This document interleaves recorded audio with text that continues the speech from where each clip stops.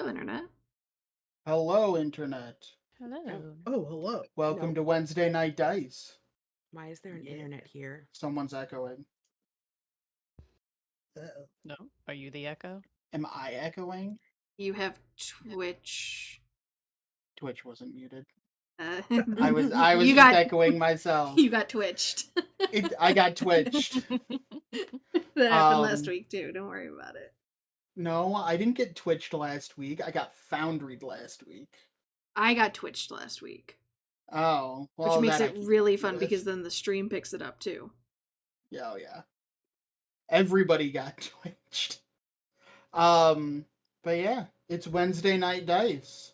Little midweek D&D palette cleanser. Gonna roll some dice, cause some chaos, do everything else we can't do in real life. Best night of the week.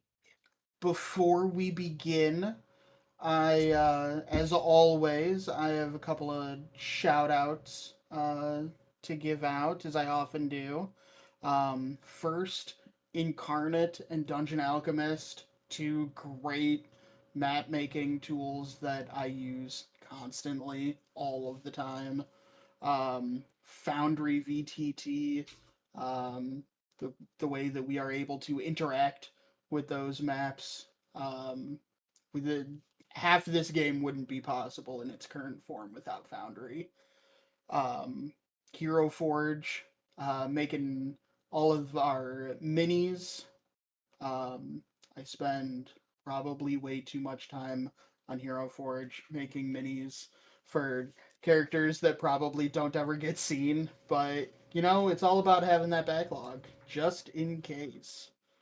Um, Fantasy name generators, something that came in clutch for me last week, especially last week when someone says, "Oh, what's their name?" and you say, "Shit, I didn't give them a name." Um, and last but not least, again, I don't have our music set up because I'm a bad person.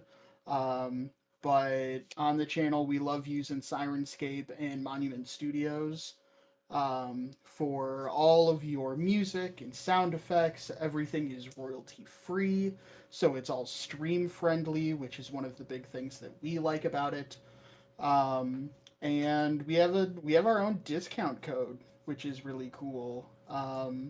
So I don't know if that big pack is still on sale. I haven't looked yet today. But you can use promo code NerdHouse15 at checkout for a 15% discount on your order. Um, and last, but certainly not least, the whole reason why we're doing this is raising money for Extra Life. We are still a little bit short of our goal this year, but there's still time.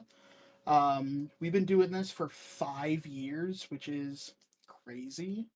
Um, and tonight we are keeping it pretty simple. Viewers and you players are welcome to make donations to Extra Life and pay to win because I'm okay with that as long as it is only to my detriment.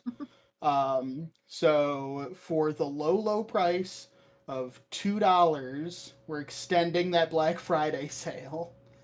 You can give either yourself or another player advantage on their next roll, or you can give me disadvantage on my next rolls. I mean, I suppose you could give me advantage on my next rolls, although I'm not entirely sure why you would, but it's an option. Um, so yeah, and all the donations for that go directly to Extra Life and Children's Miracle Network hospitals like Ann and Robert H. Laurie's Children's Hospital right here in Chicago, and it's a cool thing that we're doing.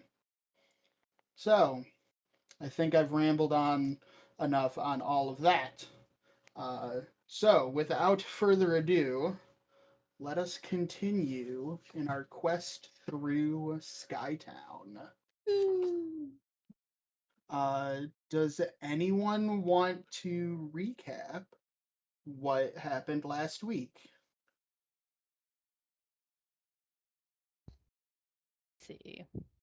Don't everybody say I so. had to look at my notes. Yeah. We We go into began at the Damn. Mutton Chop, our favorite place, our favorite tavern, Yeah. where we were approached by a halfling message runner from, I believe it was Deep Armory. Yep. That is correct. Who had a job per se for, or at least a request for our dear Alula, at least up here on my screen. Got a letter with a message that was and 10 gold, which is a little odd because it was supposed to have 15.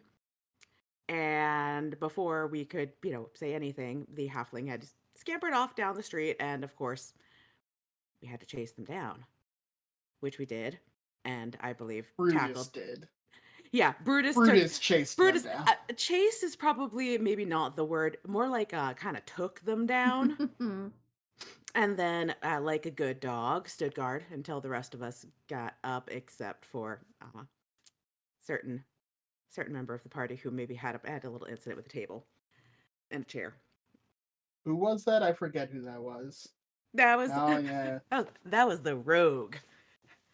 classic rogue. Listen, when you make me roll tripping the over it. strength-based one, with I have a -1, and then my dice betray me with a natural one. Yes, either, but yes, the letter had to do with I guess rumors of misconduct among the guilds in the town, and someone by the moniker of G wanting to confirm what exactly is going on and get more information on the common thread between these rumors, who's someone named Trollin Billowboots.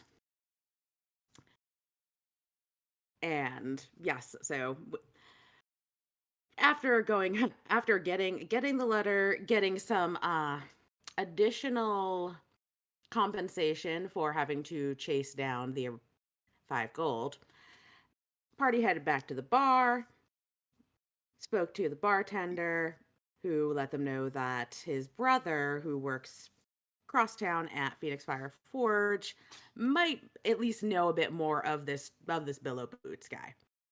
Who knows how much, but he's a good place to start if we are looking for some kind of information. On the way, as one does, there's a large explosion. Get there. Forge, not so much anymore, mostly just fire. No Phoenix, lots of fire. Lots of fire elementals, some fire snakes that came out. Things not going too well. People arguing. Seems like maybe the elementals, either something failed or maybe someone made a slight error on the job. Unclear, but the elementals that are harnessed for the forge seem to have escaped their cages and are now wreaking havoc. Party dealt with this. Someone almost burned to death. Yeah, the party dealt with this. We will leave it at that. The elementals were defeated in the end. And we proceeded to hunt down this Fuldar, our bartender's brother. Fuldar with an H in there. An extra H. An extra H. Dragged him out. He was unconscious out back. And we ended with us kind of bringing him out front of the forge so that we could, dress some wounds and hopefully get a little bit more information on what the hell happened to make everything go boom. All right.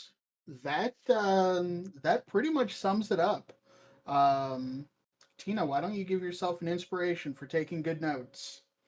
Inspiration. I rely on you to take notes because I don't do it in my own games. Because I'm, as I've said already, I'm a bad person. No. And yeah, that leads us to where we are right now, Woo. standing outside what is left of the Phoenix Fire Forge. The fire is out. And we have The four of you plus Bug. I named this mini Beetle, and I don't know why it is still named Beetle. Because she got foundried. She got foundried. It's called Bug, but it didn't. No. I had the same problem recently. Fucking foundry. Why does it say? You changed the token or I the. did not change the token. Foundried. At least we can all see the map. There we go. Fixed. Okay. Great. Alright, So- none of us can see that, but All right. So that leads us to where we are now. We have the four of you. We have Thuldar Frosthandle, Ebwin's brother, the guy that you were sent here to go find. We also have who has by this point, now that the flames are out, and everything is starting to calm down a bit. The Eladrin that had cast that wall of water, who was running around, does introduce himself to you as Corlias Sahana.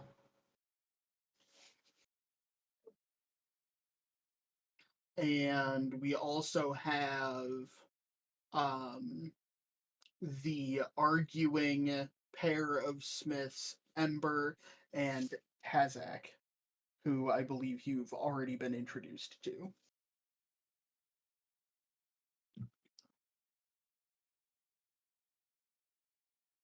can you repeat the Eladrin's name one more time?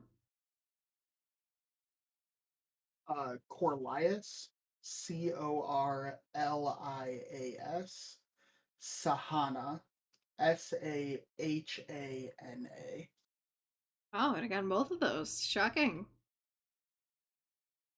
That was not the guy I was excited for you to meet. The Genasi is Ember. Ember.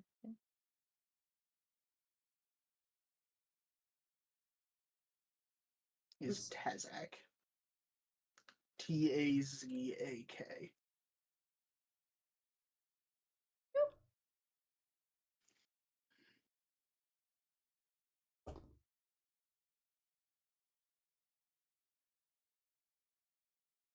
All right. And everybody is at this point out front, just kind of catching their breath, and nursing wounds. Any of the other like patrons or other bystanders that got caught in the first blast or are having any other kind of adverse effects.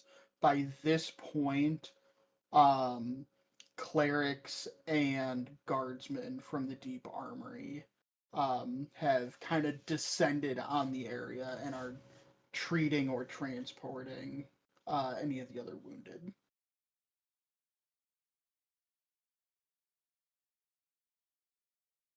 So what would you all like to do? Is Thuldar awake or still just one hit point, sleepy boy? I will say at this point, he is still like one hit point, not doing great. But at this point, he is conscious.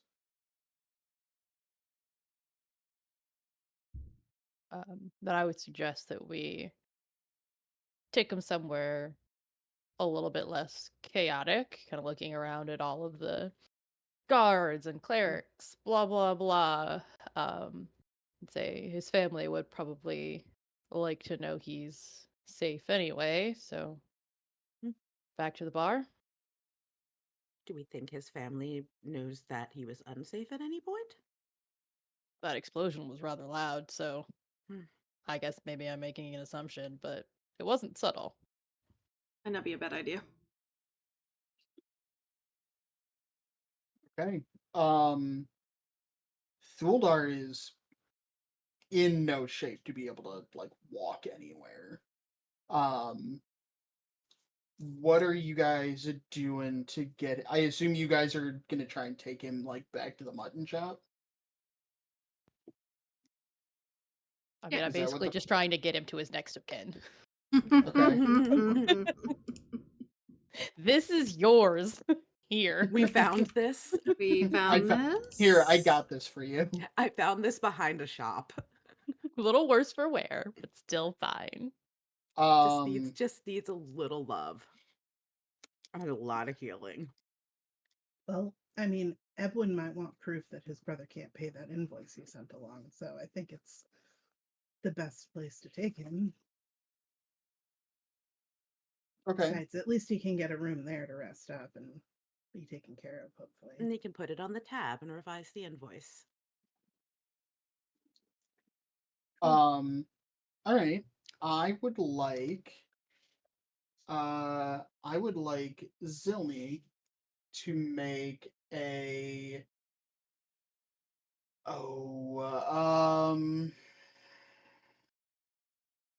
I'd like you to make me a investigation check.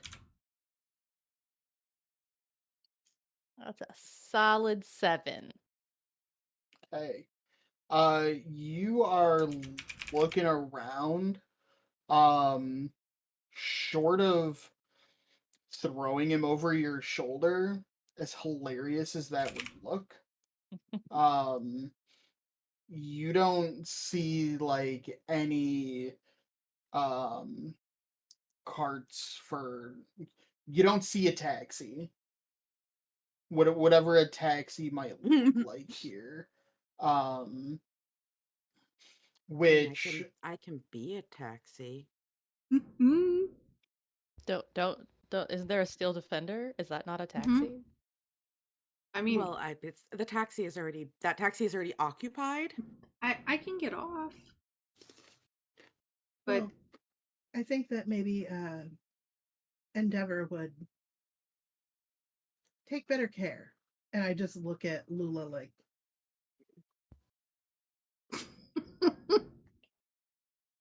Okay, like whoever wants to have him ride on their back, fight for it, I guess.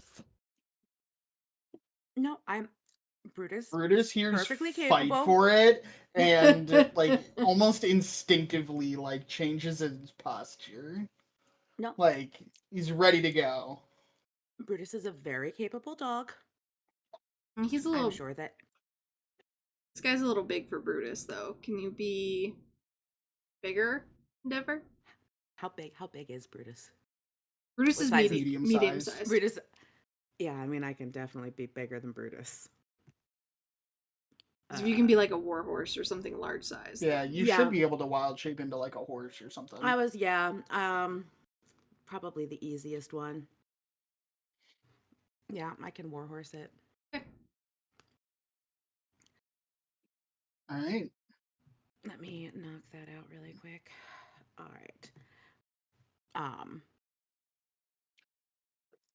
Is this guy? This guy's a dwarf. Yeah, he's a dwarf. Okay. Of course, someone's gonna have to boost him up there, which is gonna be kind of funny because I'm a I mean, warhorse, and you what- guys are short. You can kneel down. No, as a I can't. horse. No, I'm just standing there. Okay. aren't you like a construct warhorse? Can you have like stairs that come out your side? Folds out the side. Just You open have, your like- rib. You have like Mhm. a running board or something? Yeah. Unfortunately, the warhorse gangplank is not available in the base model. Oh, I should have gotten the upgrades. Mhm. Yeah. Well, I guess Lula should have put the upgrades in you when she made you. That's not your fault. Seriously. That's her fault. You didn't think of stairs. Then, No, yeah. I will I will fold my legs under me as a horse does and get down onto the ground, and hopefully they can get him on a little easier.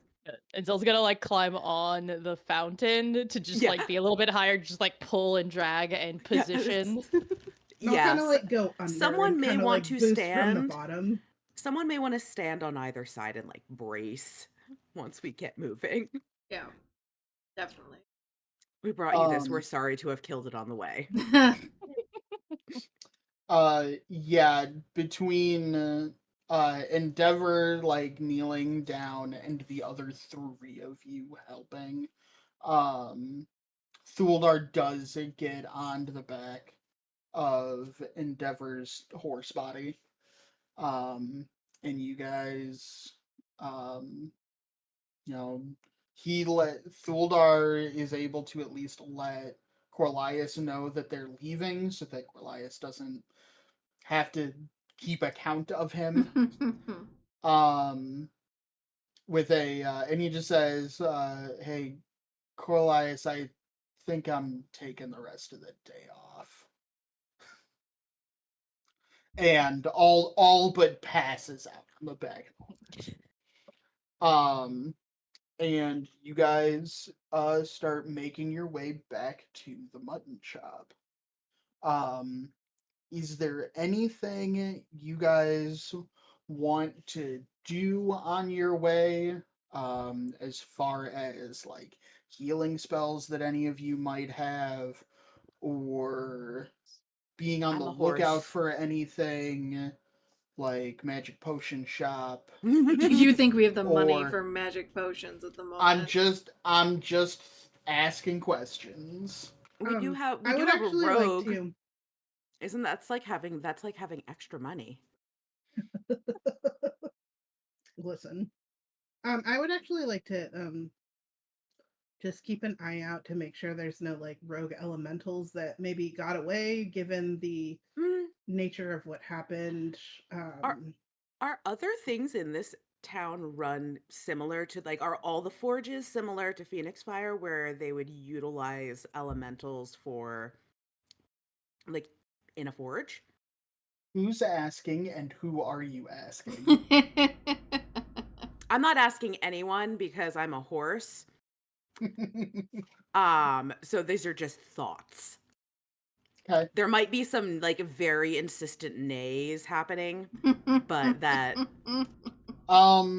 go untranslated because I don't think anyone speaks horse. As you are just idly musing about this, you are less familiar with the other guilds. Actually, something that I don't think we Hi, doggo. dog cam. I don't think we've talked about this at all.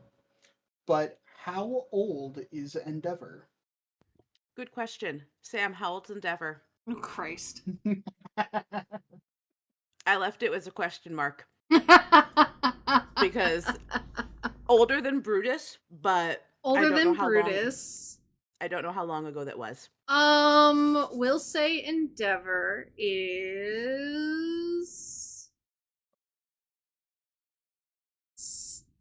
7. Good number. Okay. How old And does that make Brutus? Brutus is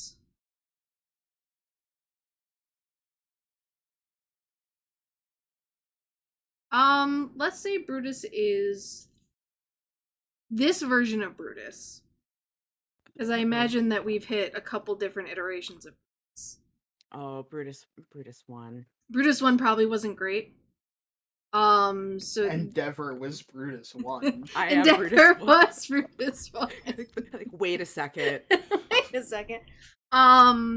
This version of Brutus is probably about a year old, but I imagine that Endeavor started, and obviously, help me if I'm wrong, but I imagine Endeavor started like really exhibiting like sentience and arcane magic on their own, like maybe a year and a half, 2 years into it, like after being created. and really started like that's the What, point when nobody else just kind of hears songs in the wind. Like, what do you? It came about as the like, oh, do you feel that? And Lula was just like, what the fuck are you But- talking about? yeah, exactly. And like It's suddenly like you were that hum. sprouting like Yeah, that hum. See, and then you touch it, and like something sprouts. mhm. And since Endeavor doesn't know any better, it's like, oh, that's not a thing, everyone. That's not a thing you do. You Yeah. don't do that thing. It was Well, like, that's Lula, the strange. grass doesn't I- like to be stepped on. Yeah, exactly. I want to be a fly on the wall when Endeavor first realized that you could say no to a command. Yeah. Mm-hmm. That was probably Yes.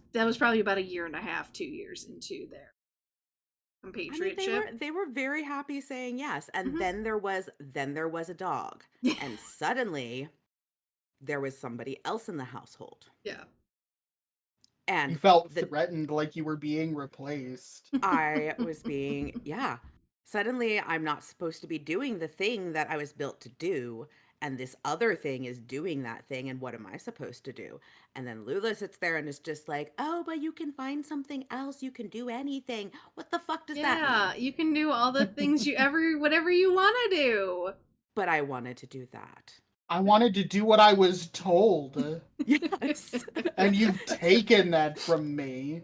You haven't taught me how to do anything else, Yeah. only to do what I'm told. I mean, Lula's only like I don't know how Yeah, I old know. are gnomes. Gnomes live a long Yes. time. Yeah, They- gnomes They live a long do. time. They A few hundred years. yeah. I Lula feel- could be like 80. She could be, which though is still young for like. I feel like is kind of young. Let's see. Expected to settle down into an adult life around age 40, but they can live 350 to almost 500. Damn. I feel like she's probably like 60.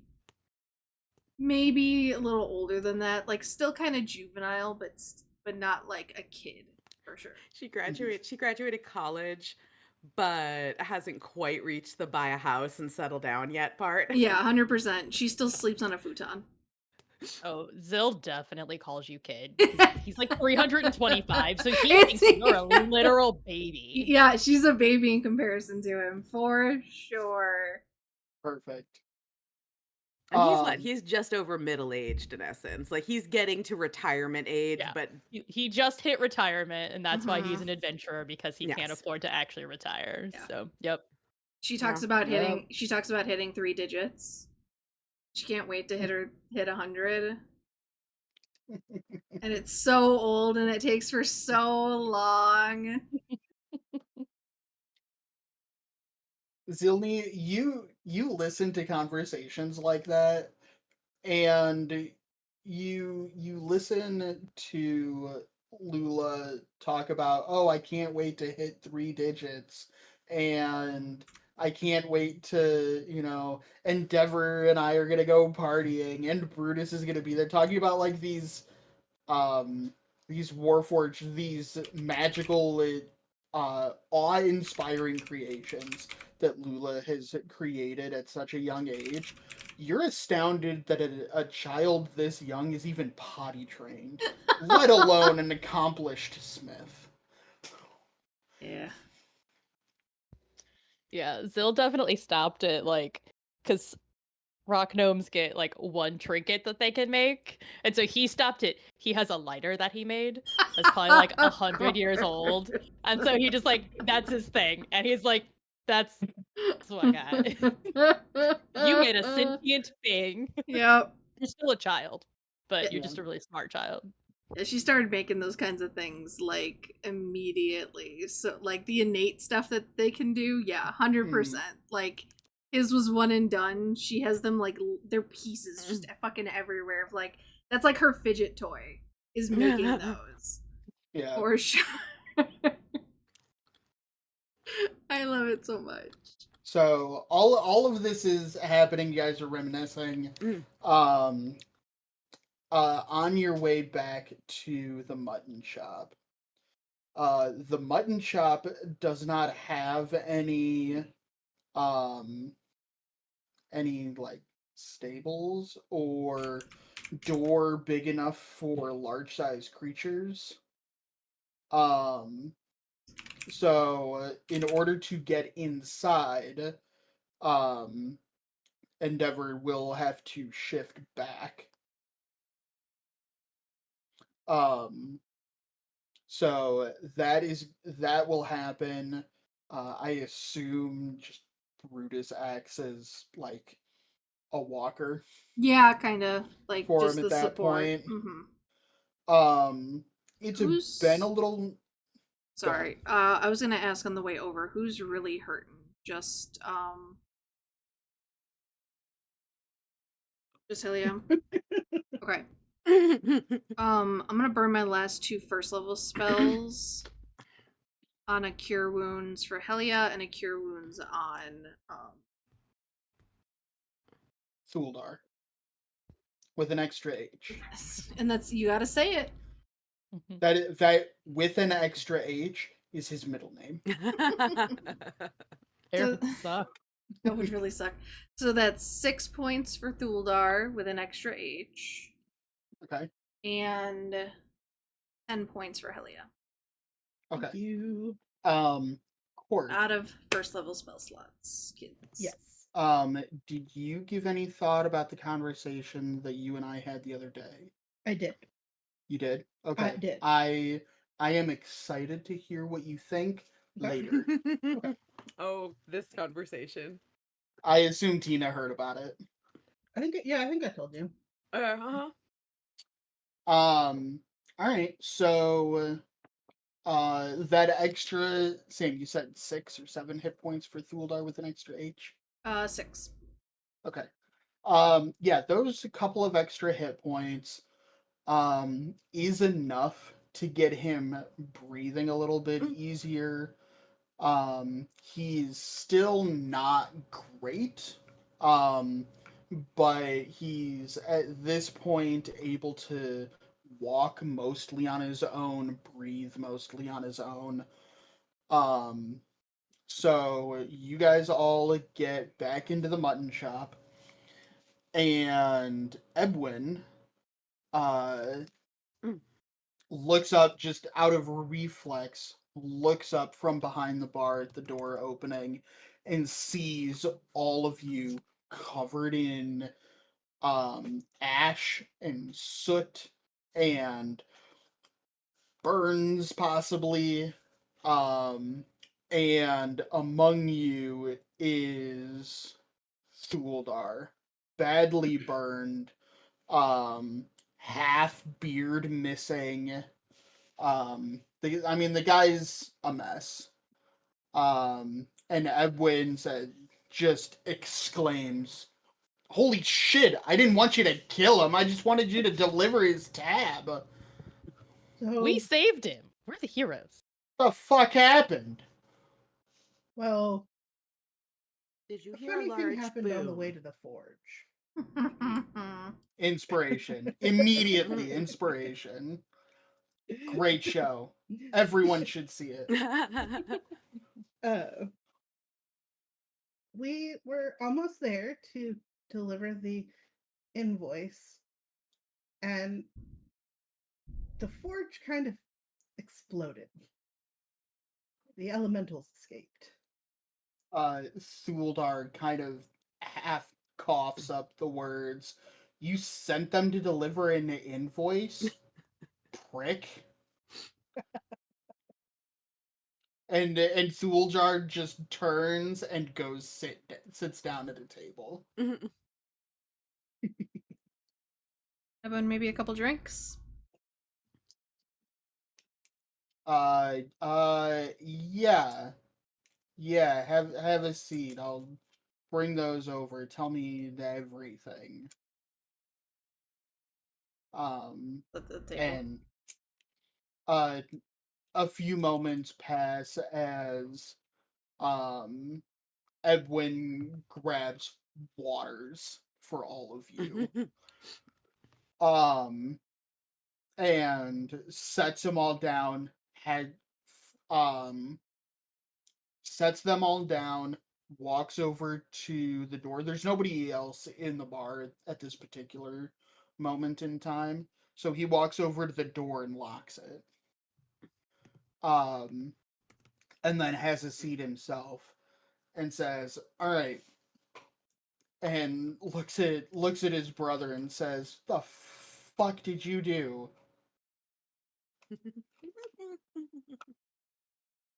Um and Thuldar gives his account of the events leading up to your arrival. It was mostly business as usual, just like any other day. Um, he was working on a project, and he thinks that he heard the beginnings of an argument between Tazek and Ember, and then the explosion happened. Um, the the element explosion happened. The elementals that fuel all of the forges in that shop all escaped, and you know, close to half of the building is gone now. Fortunately, Thuldar was on the other side of the building. Um, so he got hit by like the blast as the fire swept through the rest of the building. Um, but outside of that, it was mostly just smoke that he dealt with.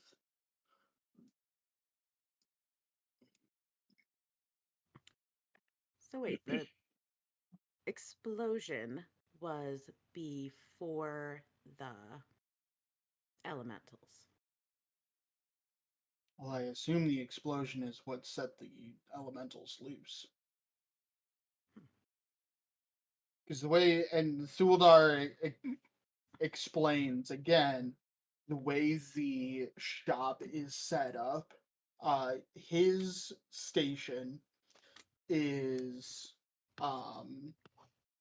the northeast corner of the shop. The opposite corner is. Uh-oh. Hold 1 second. Stream. If we even have a stream at the moment.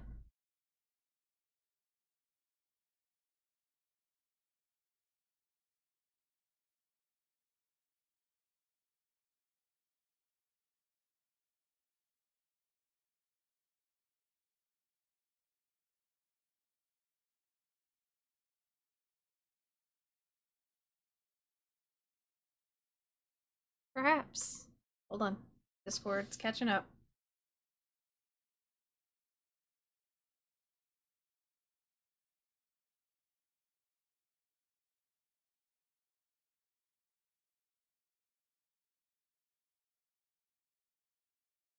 We're Frozen good. for the last like. Oh, there we go. Sam's still Nope, there. frozen. Sam's you back go. now There too. we go. Okay. What was the last thing you heard? The big Thuldar. What did you ask, Tina? Or Rhodes? I don't remember. Well, his explanation was that there was an explosion, then the elementals. Okay, From so the you missed the forges. entire explanation. Yeah, Pretty we missed the much. Cool. entire Yeah. I will start over. the entire explanation of how things work in the forge. We missed that. Okay, so Thuldar's station is the northeast corner. Ember and Tazek's station is the southwest corner, the opposite corner of the building where the explosion happened. The way the whole operation works is that Ember and Tazek are the artificers. They manage the forges themselves. There's an access into the basement in their station where the elementals are kept. The heat from the elementals just existing down there is what powers all of the forges, and there are 4 of them. Right. I peered down into one of them, and it was like a tube Yeah, that comes up from down there. right. So Thuldar doesn't know a lot of the specifics of how it all works. Because that's not his department, that's not his skill set. Um, but the two artificers do something, maintain something to keep the elementals where they need to be and in a position where everyone else stays safe from them. Obviously, something went fucking wrong. Yeah. So the explosion is probably Thuldar's best guess is that the explosion is what set the elementals loose, or the elementals getting loose. Like that Caused. act in itself is what caused the explosion. Dustin, would I have any ideas about like what that container is? Like the How one contains elementals. how one contains Um, elementals, how a forge in general is, how a forge like that is, you know, constructed. Um, make a make an intelligence check and add your proficiency. Can I use Artificer's lore on this from the note? What is Artificer's lore? Whenever you make a history check related to magic items, alchemical objects, or technological devices, you can add twice your proficiency bonus instead of any proficiency bonus you normally apply. Oh, hell yeah. This is exactly for that. So plus 10. 15. 15. Yeah. It, working with elementals in this way is not something that you have a lot of experience with. So it's not something that if Ember and Tezek got fired today because of this, you would need a little bit of training first before you could just step into that role. Sure.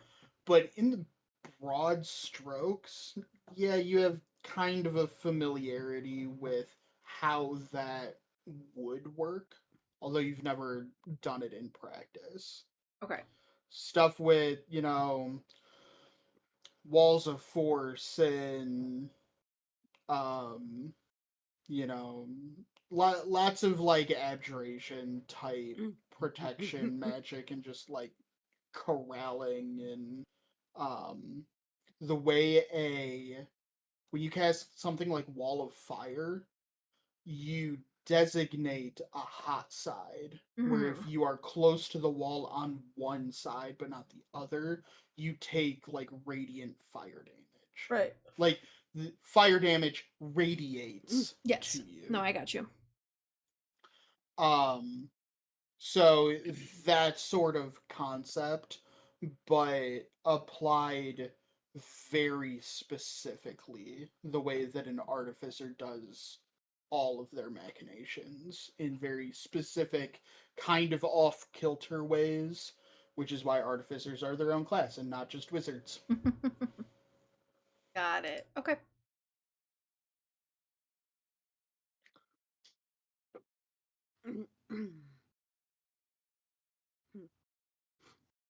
So, but yeah, that as far as Thuldar is aware and can attest to, that's pretty much what happened at the forge. There wasn't nothing like leading up to it. I don't know, elementals getting riled up, being particularly feisty. I wouldn't know. Forge wasn't running particularly hot. I mean, everything was within spec. Well, those two did seem to be convinced that it was their fault. They blamed the other, of course, but they seemed confident that at least something had gone wrong with their work. I mean, Honestly, I'm surprised that something like this didn't happen sooner. The only thing that seemed out of the ordinary this morning was the fact that that end of the shop was quiet and both of them were there. Um, those two don't always work the same shift. Although it's not particularly uncommon for them to be in the shop at the same time. But when they are almost always arguing about something. So if anything could be out of the ordinary, it's that they didn't spend the entire morning screaming at each other for one thing or another. Small Well, miracles, I guess. do they have any grievances with the Forge that you know of, or perhaps your guild? Um, none that I know of. None that either of them have expressed to me. What do they fight about? What don't they fight about?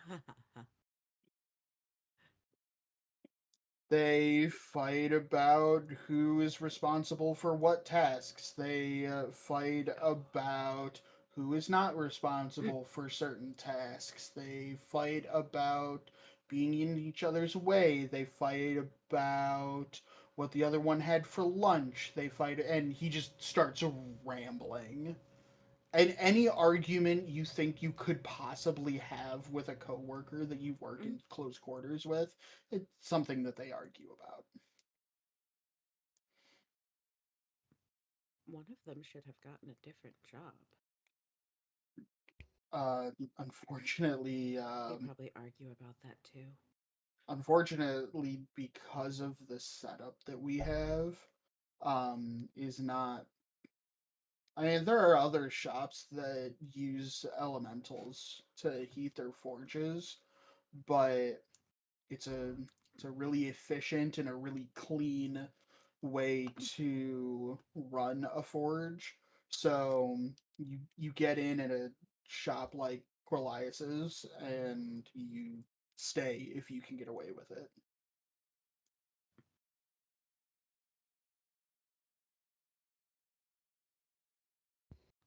I'm just in my head. I'm just thinking like, oh, good, they're like green certified. Very big on the renewable energy. Minus the I, containment of elemental. I mean,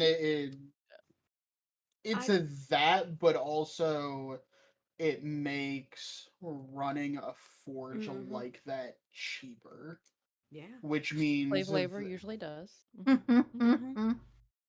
No, I'm sure the elementals were extremely into being compressed into some kind of tiny. Yes, they seemed mighty happy when they rose from They were the just excited. wreckage. They were just Mhm. excited. They were running up to greet you, and they forgot that people catch on fire. they just don't have any manners. I mean, they're made of fire. We've all They been can't. there. Yeah, they can't. They just forget that not everything should be on fire.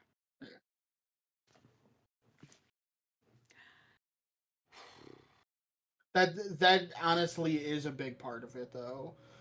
Fuel, like the fuel has it's a big upfront cost, and you have to pay an extra artificer's salary to keep containment, but your upkeep on fuel is almost negligible, save for that salary, which means that the rest of the shop is really nice because the owner can afford to splurge on better equipment and then charge higher prices for things made there and so on and so forth. Capitalism happens. Capitalism happens. And slave labor and then capitalism. They tend to be pretty interconnected, so fair. Yeah. So, but yeah, that's pretty much, like I said, as far as Thuldar is aware, that's pretty much what happened. Zill will look at Lula since the job is technically hers, and he's just kind of like giving her the like raised eyebrow, like. She'll like do the subtle nod. Like I feel like they do that pretty often in like especially investigative stuff that she's good at finding things, but like she'll hand off like the talking and the investigation stuff to the two, cops in the group essentially. We were joking about that this morning. We have a cop and a detective Yeah. Yeah, in the not the party. detective. No. That's why my investigation role was shit. Yeah. No, Rhodes, you're the beat cop. Yeah, Missed beat the cop for opportunity sure. to name my character Olivia. Yeah.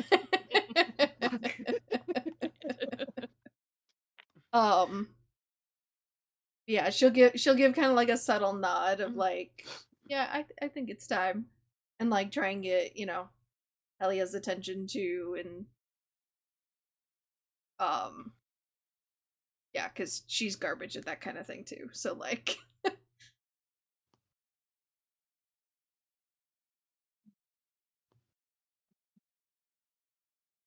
Well, glad you're alive.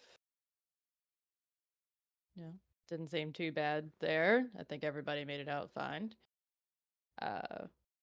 We didn't just go to give you a bill. Sounds like you might know somebody that we've heard about, so we were just trying to see if you could maybe give us some information on a Billow Boots. That name sound familiar? What, Prowlin? Yeah, What do you I want think with that's the him? name. It's something we're working on, but you seem to be the first connection we've had thus far.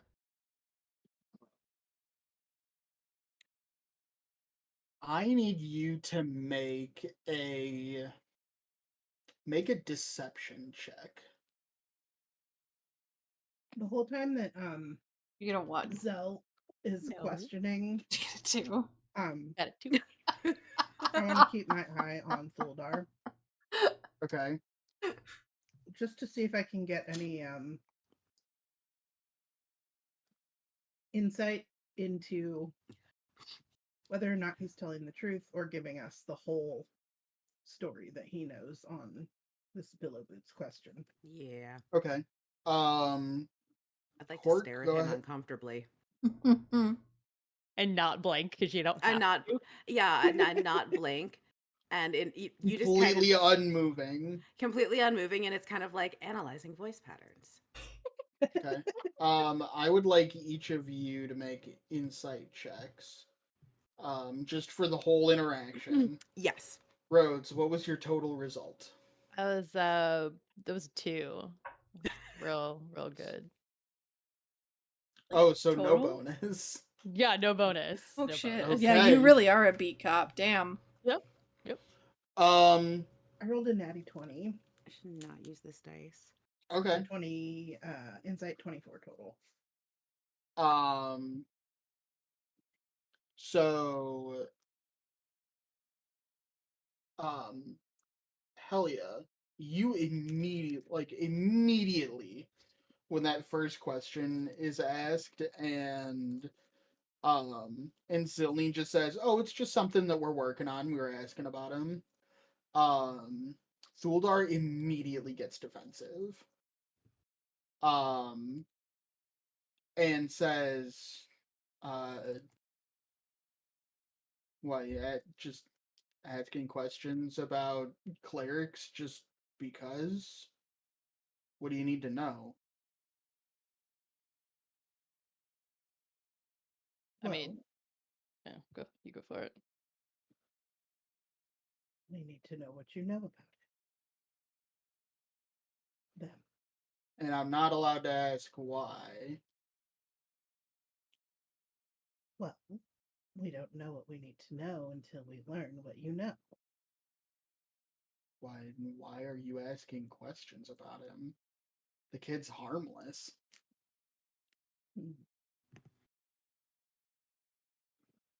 Does he actually believe the kid's harmless? Like, can I tell that, like, just from the way he's saying? Does it seem like he's trying to cover up, or it's just like, what the fuck? Um, with a 24, um,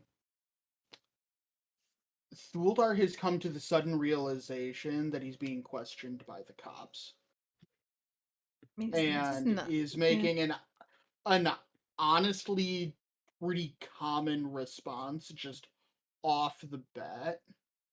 Um, not necessarily that not necessarily because he might have something to hide or is trying to protect anyone. Just the fact that he's being questioned by the cops who have absolutely no fucking tact is just putting him on his back foot.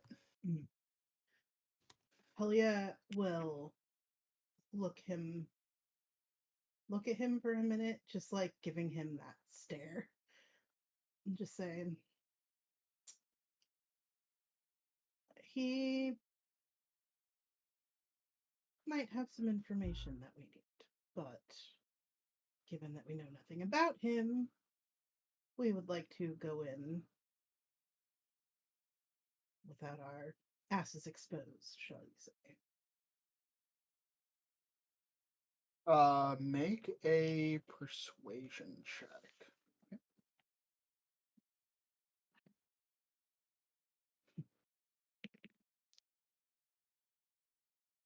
24.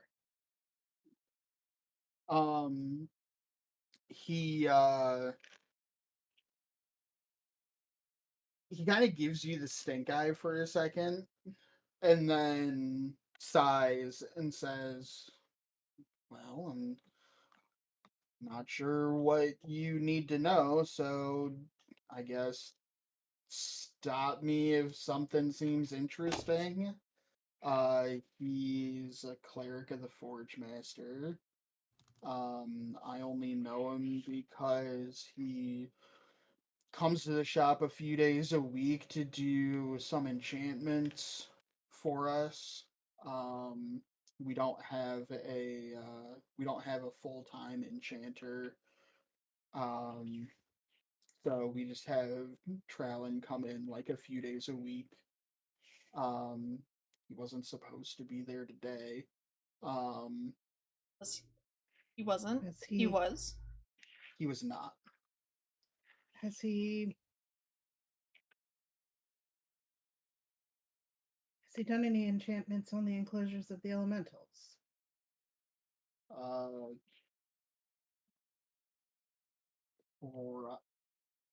Probably not. Most of my projects that he enchants are, um, you know, divine wards and, enchanting weapons for radiant damage, and that sort of thing. Um, I imagine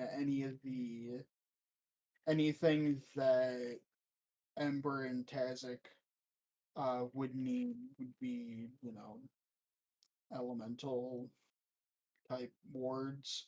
Um, I don't think clerics are usually any good at that, but I could be wrong.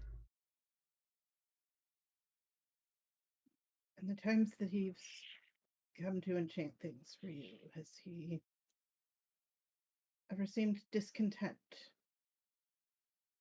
in any way with his work or Uh, no, I mean, he's one of the best in Skytown for that kind of thing. So, at least as far as I know, nobody else that comes in, even holds a candle to him. I mean, we have a list of other enchanters that we work with, but everybody always calls Trallin first. You know who else he does work for? Uh, like other shops or other guilds. Yeah. Um, none that I could name. I mean, I'm sure there are plenty. With skills like his, he's got to stay busy. Question for you, Dustin. Given that he is an enchanter, can we assume that he was part of the Sharper Visage Guild, or would he be part of a different guild? He is a cleric of the Forge Master. And clerics are often not associated with another guild. Okay. If he was like a wizard enchanting weapons for like elemental damage or that kind of thing, that would be a very safe assumption. You'd be spot on there. Okay. But as a cleric, he's not required to hold additional guild membership outside of the church. Has he ever asked you any Where- questions about your guild? Like what? Anything. I mean, some does of he the seem- enchantments take a considerable amount of time, and we chat sometimes. Nothing comes to mind as being any kind of importance. Nothing that's not, public knowledge. Has he ever asked you if you're happy with how things are going? Being a part of. I mean, sure. He's asked questions like that. I've always been fairly happy. Doing what I'm good at in a forge that until very, very recently was pretty well stocked and high profile. A lot of work came our way. So we all made good money.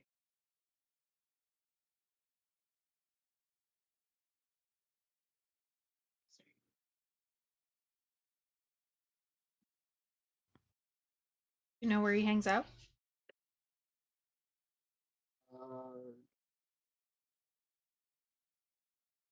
I mean, I know he keeps a room at the Forge Master Temple here in Skytown.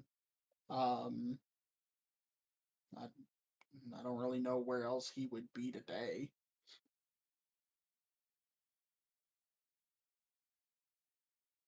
What happens to all of the projects that you had now that the forge is gone?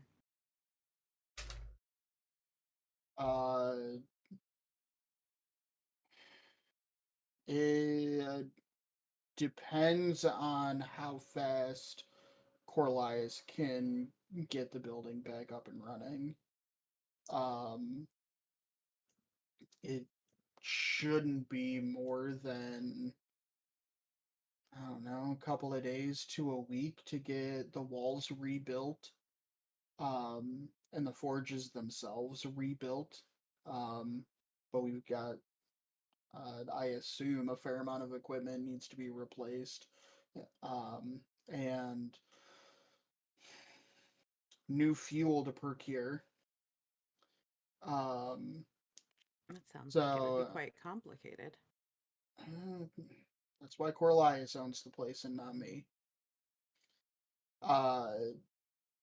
And it all depends on how fast Corlias can pull it off. If we're only going to be down for, a couple of days or a week, then, we'll have delays, but much longer than that, and some of those projects might get canceled, deposits returned, and I mean, that's cost of doing business, I guess. The Thurston in my brain is like, he had insurance, right? I feel like it would be very difficult to ensure your elemental infused forge. Oh, the premiums are crazy. You have to get the special rider. Yeah. Like earthquake insurance. Mm-hmm. When you have to get that like hurricane flood insurance. Mm-hmm. But you're in like a landlocked state, yeah. It'd be like tornado insurance. Mm-hmm. Um, Does exploding escaping elementals count as an act of God? Which god? yeah, Uh-huh. depends Oh, who God. you worship. I was gonna say, can you sue? You see the god, see the temple. Listen, I understand Hephaestus was angry, but why did he have to get angry under my house? Yeah. Yeah. Let's get a cleric to divine intervention down to court. Yeah.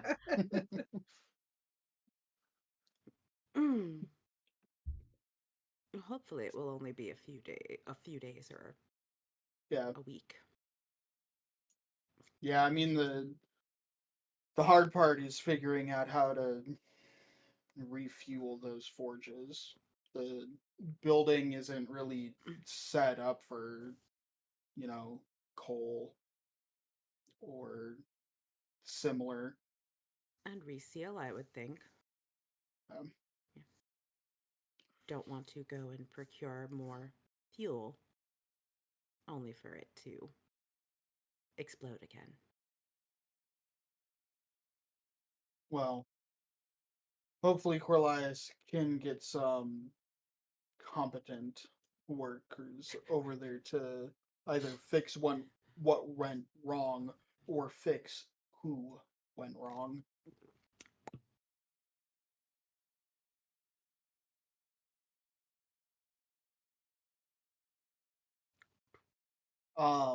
Court, Yes. you notice, I'm just gonna throw this out there for you, with that 24 insight, um, you have the impression that though a bit defensive still, um, Thuldar's been fairly open and honest with you guys. And I mean, I think that she would discern like they have a loose professional relationship. It's perhaps not super likely that Trallin Billow Boots is gonna really let on with somebody like Thuldar that he's kind of potentially sowing seeds of discord. Hmm. Yeah, loose professional relationship is an excellent way to put it.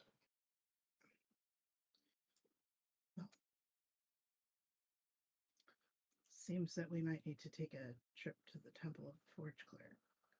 Like it. What does Mr. Billow Boots look like?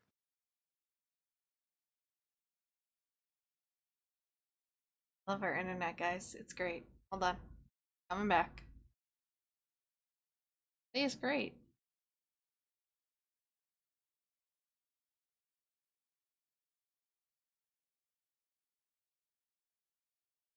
We're back up on stream.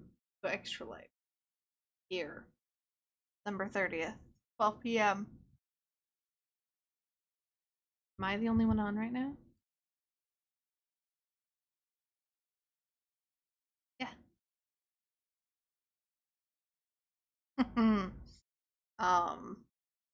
Well, while we wait for Discord to catch up.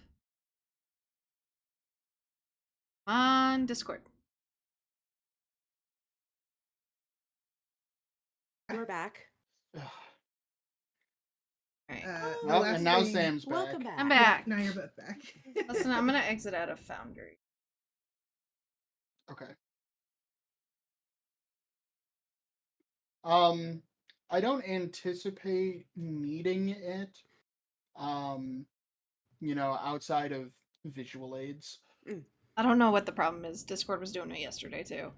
Yeah. I don't think it's earned. Um. I think it's just Yeah, I'm sure it's just. I think mine Discord or just like something. updated recently, so it might Yeah. be something that yours Yeah, just mine hasn't did as pushed well. through yet.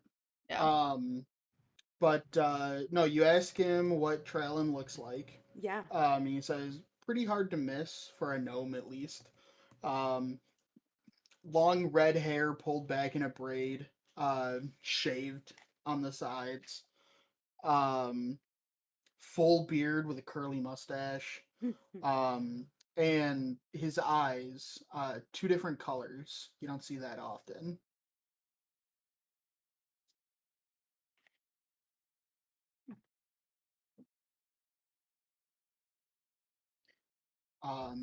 Being Yeah, I mean, someone it's that can change shape is familiar with Fae, would that description of Trollin's eyes stick out to me as odd, or is it something that, while not common, happens, you know, like, is it a dwarven trait that comes up every so often, or is it literally like, it is about as common as it is for humans to have that trait in real life. okay, It is a distinguishing feature. yeah,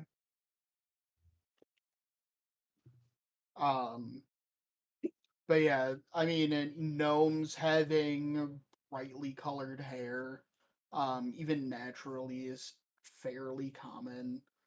Um, you know, the style in which he wears it is um distinctive, although not uncommon.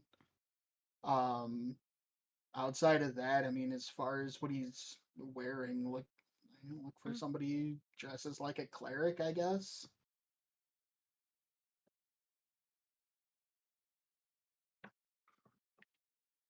I'm sure we'll be able to find him.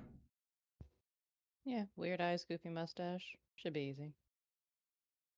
What's goofy about it? Curly. At that point then, Lula's gonna get up and get ready to head out. Mm. Like we're kinda done here. Are we considering this a short rest of any kind? Yes. Yeah, you guys can have a short rest here. well, praise. Oh, who had the bill? The tab. I don't remember who. I think Helia. Uh, I'll actually, I was just I'm gonna take out the tab that Ebwin gave us, and I'm gonna get out like a quill or something from my bag and scribble on the bottom like the round of drinks that we were just having, and just kind of leave it on the table for him. Starred in Oh, a few here you places. go. Sorry, it got a little burnt. Well, there was an incident with the elemental. Uh, yeah, I should say so. Do, do, do. All right.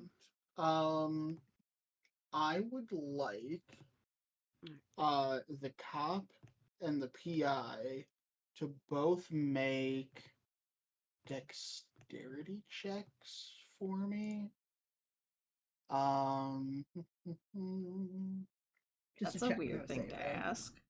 Do, do, do. Core, you can add your proficiency bonus.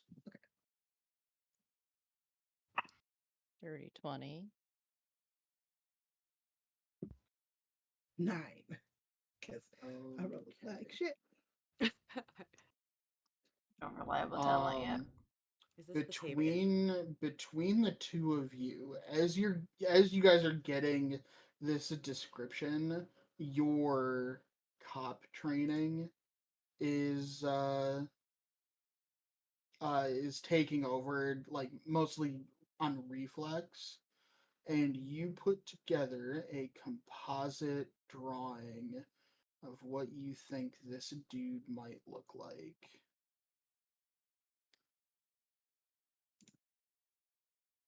Oh god. And that is in the Discord chat. That is very impressive. Solid. Thank you. Appreciate that. I'm a man of many talents, many talents. Thank you. Also, Dustin, per our previous conversation, with that short rest, I have healed up to full. So, Okay. just so you know, any lingering whatever. Okay. You after we wrap, you and I can have a more in-depth conversation. Okay. I about wasn't sure all if you of were that. wanting like something to wanting it to come up or be noticed.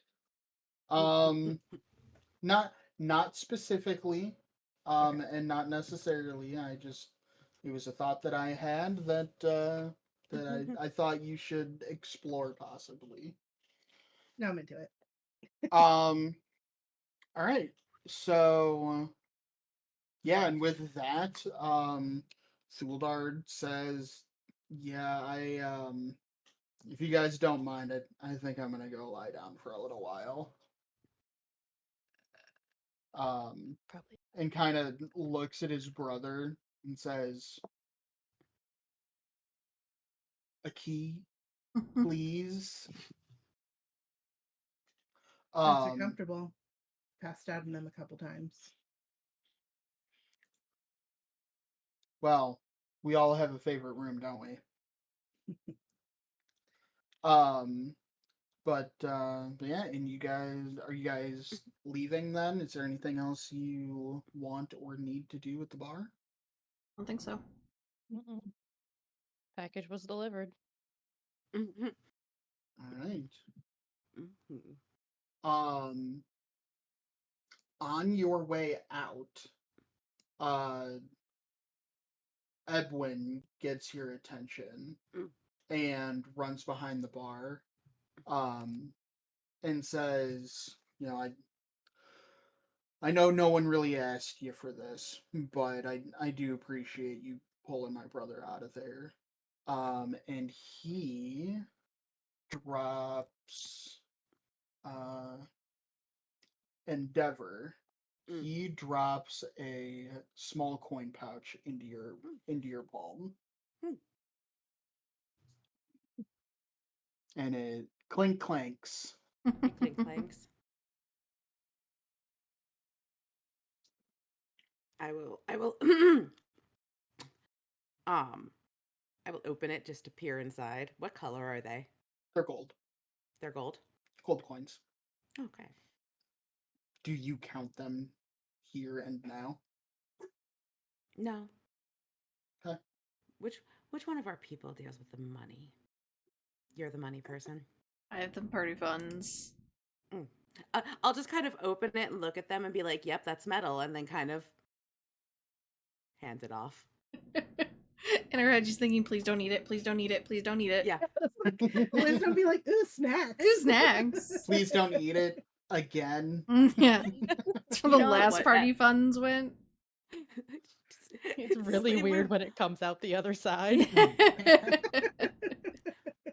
This is like we started with a bag of like 50 gold, and just like one or two disappeared every day. Yeah.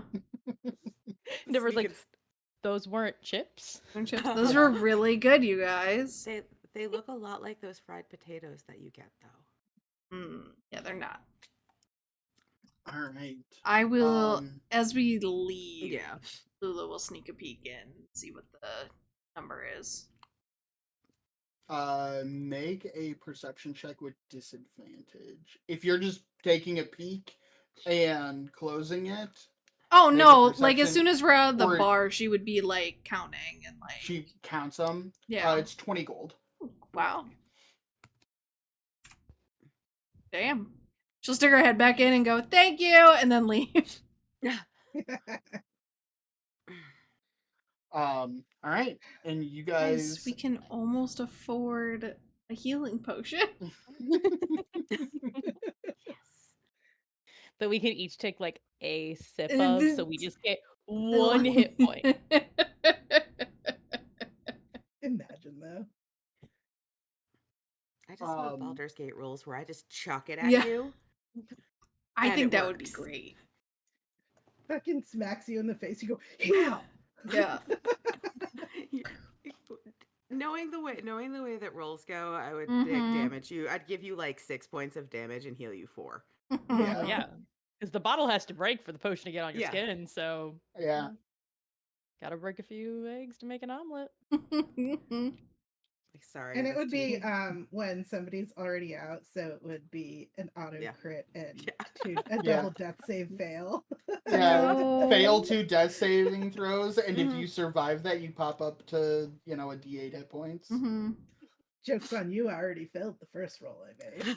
Yeah, well, you can't heal a dead body, and the glass breaks first. So, Life's rough like that sometimes. yeah. So you guys leave the bar, 20 gold pieces richer. Um, Not dinner. and you head out. You are familiar enough with the area. You know where the Temple of the Forge Master is. Are we going Um, to the Temple of the Forge Master, or was there anything Well, else we wanted to learn from the forge itself? yeah, you guys can either go back to Phoenix Fire or you can go to the temple. I mean, person we're looking for has a room with the temples, so Yeah, I think we should just go there. You can always go back to the forge and ask questions when a little less, excuse the pun, heated. Well, it's not very heated right now. Boo. It's actually quite cold in there. um, let's try the temple. Maybe he won't be there. I'll have to find somewhere else, but that's our main. That's what's paying the bills right now. Figuring out what happened at the. It may be connected, but Well, it'll become our business in that case. I really Alright. want to go in the basement. I have updated your mini basement. map with a new map marker. Mm-mm. Oh, big Yeah. temple. Oh, Um, temple. Oh, the And mutton chop's pretty close. Yeah. yeah, the mutton chop was kind of halfway, sort of, between Phoenix Fire and the Forge Master Temple. So yeah, you guys set off. Um, yeah, they are Yeah. equidistant. so it was about 10, maybe 15 minutes, I think I said, to Phoenix Fire. About the same amount of time, 10, 15 minutes. I'm gonna call it an even 15.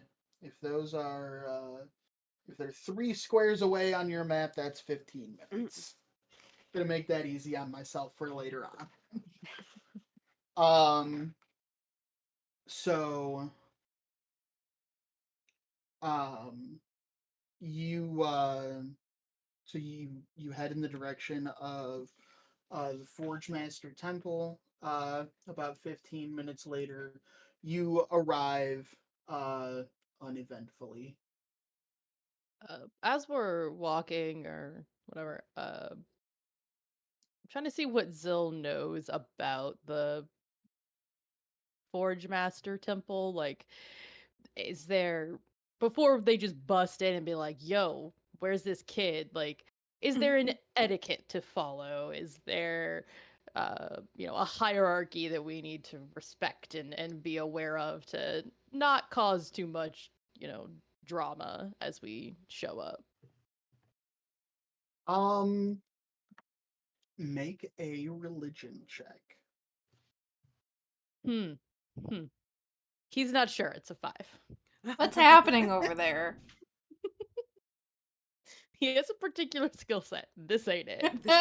All of the things that you're trying to do I don't mean, lend I to was that just skill gonna set. he is say, kind of a I beat was- cop, so he probably is, bang on door. Mm-hmm. Yeah, but Um, that's how he lost his arm towards the end, and so he was Oh. trying to learn from that lesson. Guess he didn't. sucks to He suck. certainly learned something from it, but maybe not that. yeah. Um, so you Mm. guys, you're honestly not quite sure what any religious protocol is. You know enough that the very cliche, I know, but dwarves and their smiths and their crafting very hand in hand, closely linked with their religion and culture. Which is why the deity that everyone worships in Skytown is the Forge Master. This is a dwarven deity. This is the dwarven god of the forge. Okay. Um, in canon Dungeons and Dragons, that deity has a name, but I will not say it because copyright. Um, but you can look it up easily enough on your own. um, but yeah, so I mean, you know at least that much. Um, but otherwise, like the kind of etiquette that I think you're fishing for, like, do I have to take my shoes off inside the temple, that kind of thing. Knowing this type of deity, probably not with taking your shoes off. That's what I As know. yeah.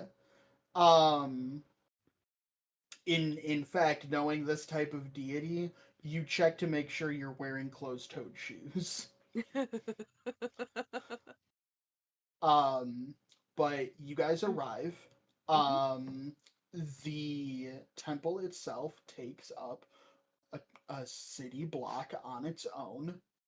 Um, it is surrounded by grasses and gardens. Um, the front doors of the temple are. It is an enormous set of double doors. They are about 20 feet wide in total and about 30 feet tall. They are enormous doors. And they are currently pulled shut.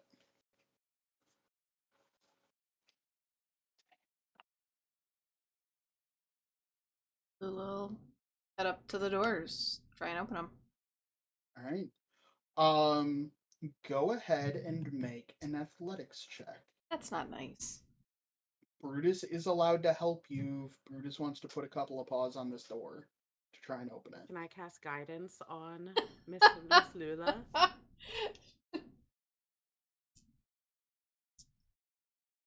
Hey, sure. Alright. Oh, I rolled Oh. almost exactly the same thing. That's a 15. 15. Yeah.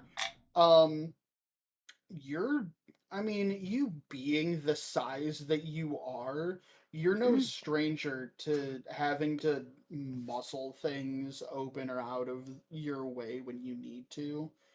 But this door just swings open almost too easily.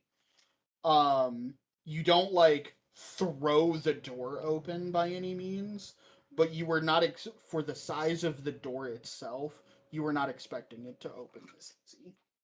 Looking at the hinges, does it look like it's just because it's well made? Um, make an investigation check. 10. What was the roll on the D20? Oh, it's the same thing. With a 10, it is probably equal parts magical and just well made. Okay. I mean, I wouldn't expect anything less from The Forge worshippers of the Master. Forge Master. Yeah, like, I imagine all of their shit is pretty top of the line. Yeah. So the doors open, and inside, the doors are about the same size as this, 30-foot kind of entryway, before you get into the temple itself. If you guys would like to move yourselves inside. Oh, I guess I have to open up Foundry again, huh? If you want to keep it closed, this is mostly just visual aid. Let's see. Temple. This temple is very large. It is very large. They really like their forge. In the center of this room, this main room, which is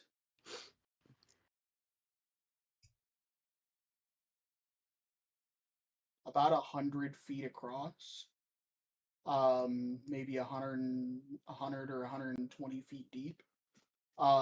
In the center of the room, there is a very large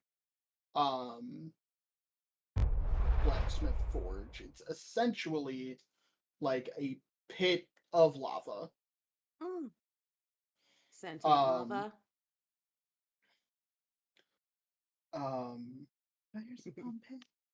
and behind that forge appears to be a large altar, in the shape of an enormous anvil. Are the things you see first, immediately while still in the entryway.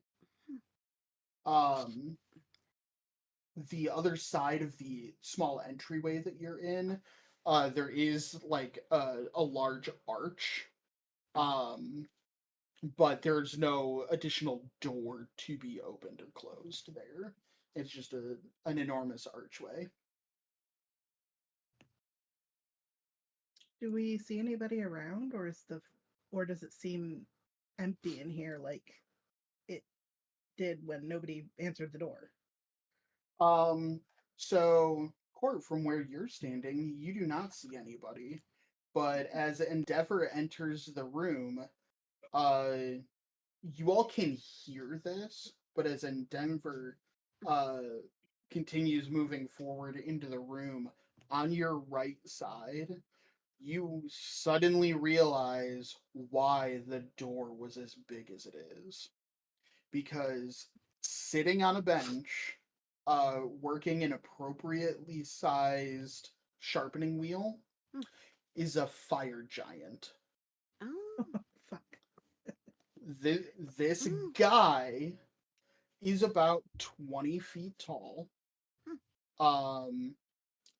12 to 15 feet sitting down,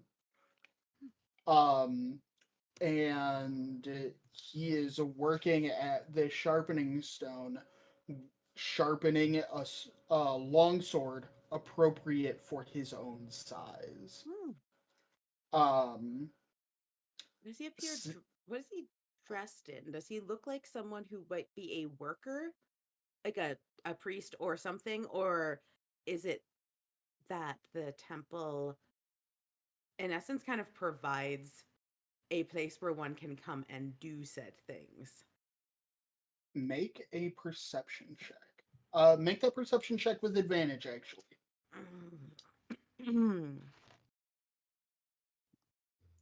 No. I'm gonna follow Endeavor Okay. through the next section. What is my or Step up. much better? With advantage is 27. 27. Mm.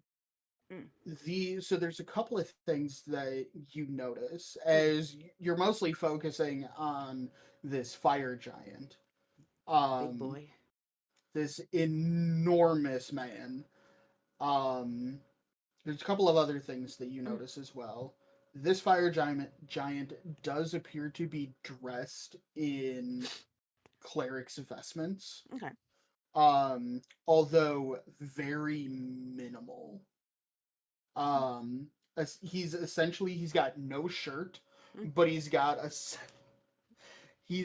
almost like a weightlifting belt, almost like a girdle, and like the bottom half of like a blacksmith's apron. That's fair. And pants. That's my next question. He's sharpening this longsword, which is far too large for any of you to be able to lift, let alone use. This fire giant is huge sized.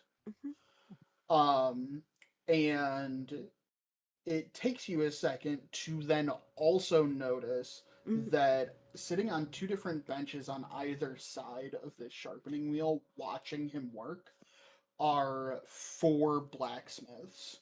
There are two dwarves, a halfling, and a half elf. Mm.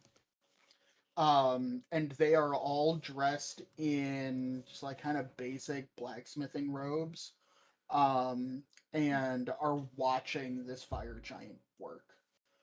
Um, on the other side, on your left, as you walk in, there appears to be a complete like blacksmith shop. It's a corner of the temple that just has all of the basic equipment that you would need to smelt or forge pretty much any material.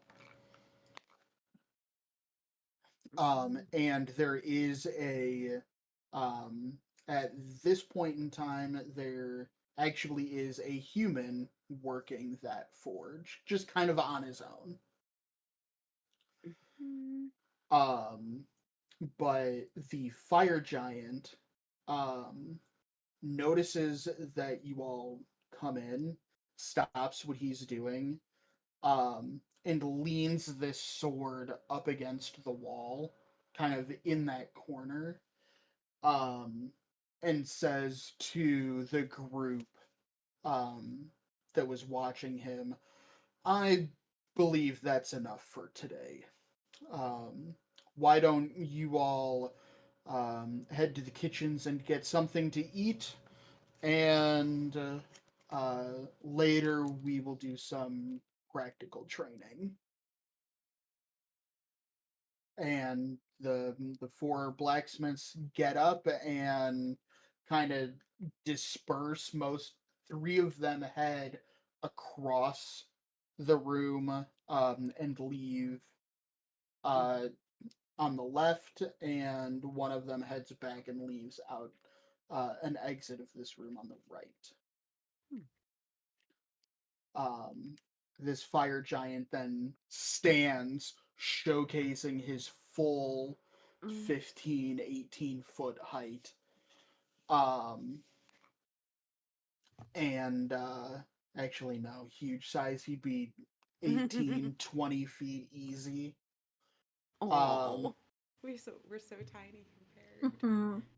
Um, and he stands, walks over to you, and kind of like really leans down and says, almost just above a stage whisper, and he says, "Welcome to the Temple of the Forge Master. I am Azir. What can I do for you? I don't recognize your faces." I'm sorry, it's not Azir, Agir. Aggir. Wow. Super not would have failed that spelling bee. I missed one G. I thought it was I Why are, missed th- it. why are there I two thought it was G's only in it? one G. Agir with two G's. Why are there no No. E's? Nope. Damn Extra it. G, no E.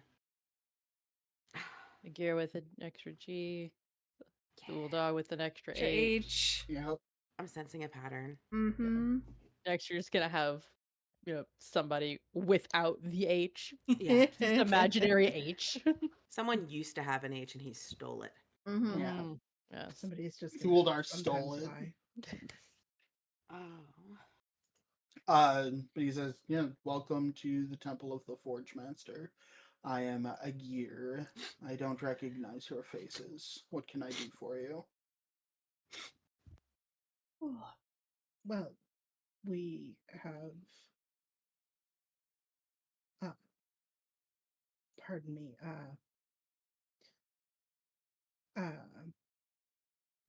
my name is Helia. Uh Thank you for allowing us to come in. We're looking for one of your clerics. Rollin Billowboots? Uh, Alan Billow Boots. I remember seeing him this morning. I know he did leave the temple not not a half hour ago. He said he had business on um he had business on Moonlight Row. Sorry. Um I don't recall specifically. Although if you hurry, you might catch him. Uh, or if there's a message that I can pass along. Well,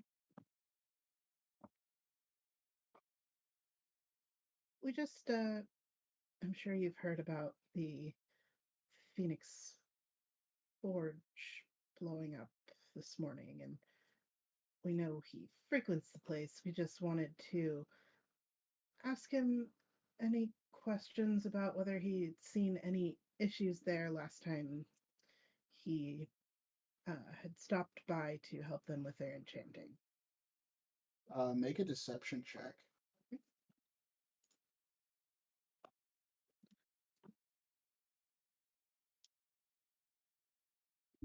26.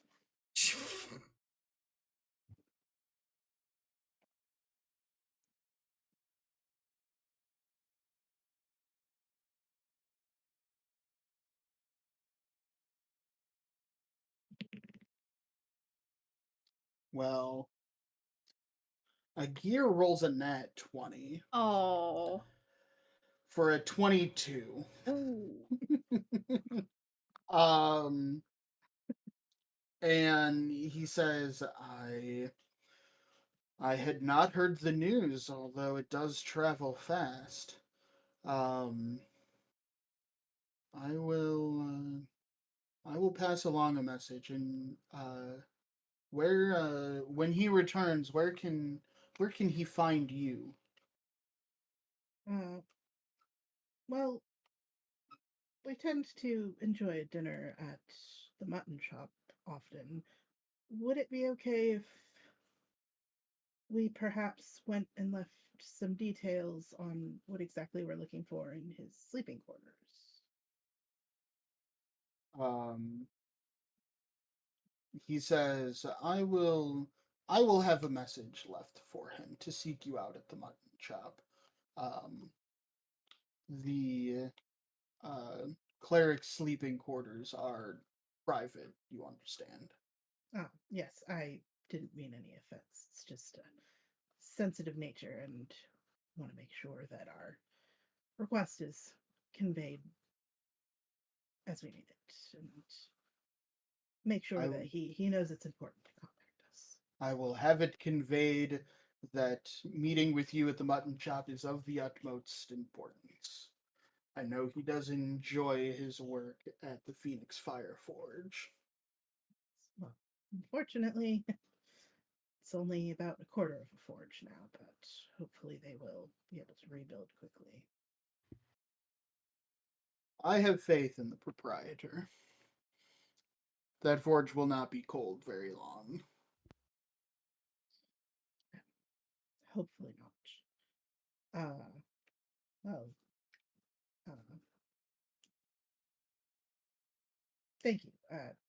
You know, would you be able to the clerics that travel to the forges? What exactly do they do? Is it just enchanting made items, or The the clerics generally perform a number of tasks. Many of them, such as Trallin, focus on enchanting. Others are teachers for the smiths that work those forges. Um, I myself am a teacher, although Uh, my lessons are confined to the temple, and he spreads his arms. He does one of these and says, as you no doubt can guess. Indeed, but I bet you have a wonderful view of Skytown when you go for walks. One of the best.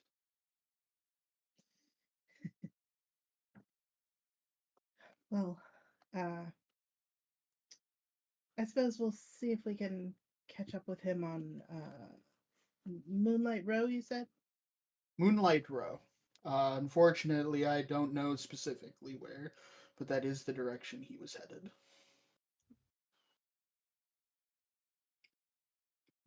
I don't have any other questions, and unless my colleagues here have something that I might have forgotten to inquire about. We're just trying to help the forge. You just see Endeavor trying to like peer around this giant, the giant forge that's behind them, and the pit of molten, roiling, whatever. Um, Just like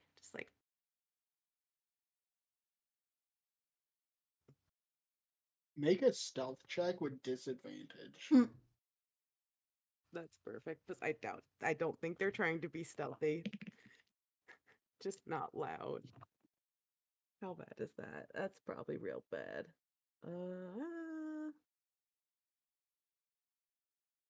7. Okay. A gear kind of Yeah, like 7. doesn't want to be rude. So like is trying to keep his focus with Helia, but just kind of like leans his head down, obviously not actually getting in your way. Um, but just kind of shifts just a little bit. And says, would you like to see the Great Forge of Skytown? It is If very their eyes hot. could light up, they would. But they were not built to do that. No. Um, Sorry. they start just like flashing with things.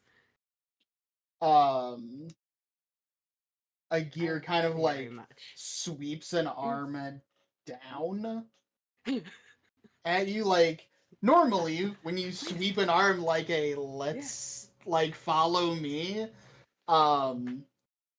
he does one of those kinds of gestures, but his arm comes straight down at you to be like a Yeah. little bit closer to on your level. Um, and I would. and he starts talking about the forge itself. Um, a gear built this entire forge, and the temple was essentially like built up around it, because that was easiest. Um, are are you interested? Are you a smith? No, no. I I I don't Uh, seem to have that talent. but you wish to learn. Perhaps. Perhaps. I'm interested in the elements that go into smithing. That go into everything, really. The it is, I believe, it is possible that anyone can learn the smith's art. It is one of the most important arts and skills that one can learn, especially in Core Savabru. Hmm. Um, everything is forged, everything is made in one's own image, perhaps the image of another. But it is through this craft that we become close to the Forge Master. And I'm not even going to make you roll for it. He's selling his religion to you. It sounds like a pretty nice religion to me. Um, Sounds like a nice religion, you know. if Building things. Do you have a minute Oh. to sit down and talk about the teachings of the Forge Master? I mean, I mean, in comparison to teachings from other religions, I'd be all about this one. Fair. I'm just saying, it seems to be all about, you know, all about crafting and building and rebuilding and constructing yourself anew. That sounds very positive. You know, and if it maybe has a little bit of the, you know, cast things into the fire and There, you start having this conversation, and the Mhm. two of you start going back and forth. I like And it is very much, sometimes a thing needs to be broken and remade. Some things can be repaired.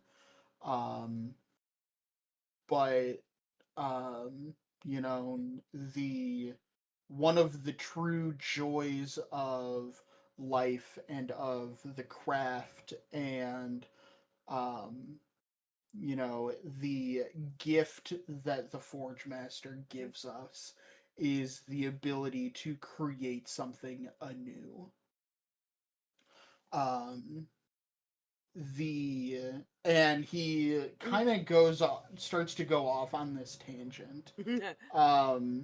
That um, and even your creator has a strong connection to the Forge Master. Otherwise you could not exist. It is that divine spark that though some may not understand it, uh, it is that divine influence to create a true masterpiece, which is the forged people. but aren't all people forged?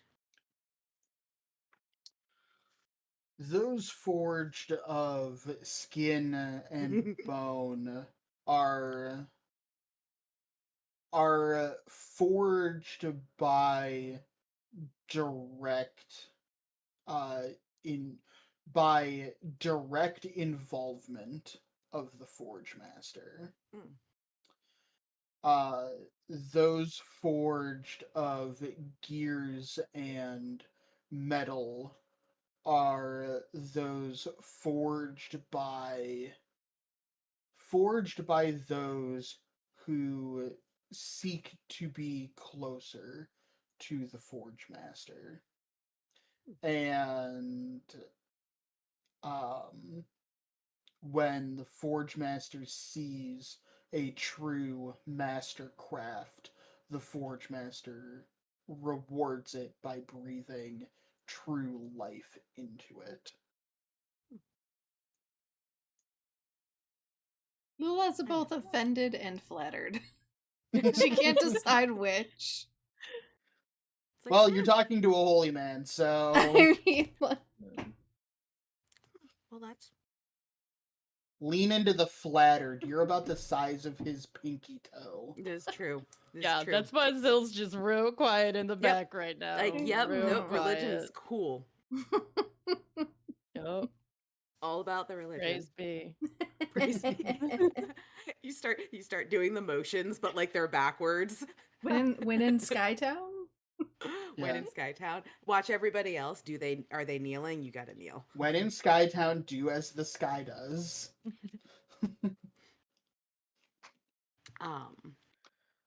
Yes. And this dude is 20 feet tall. He's the tallest person in town. Mm-hmm. He is. So Taller he's than all the close buildings enough. too, isn't he? Taller than some of them. Mm. It is astounding that none of the four of you have ever seen this guy. Yeah. Yeah. Yeah, it's really weird. Suldar said that Trallin was hard to miss. No, this This- dude is hard to miss. Yeah.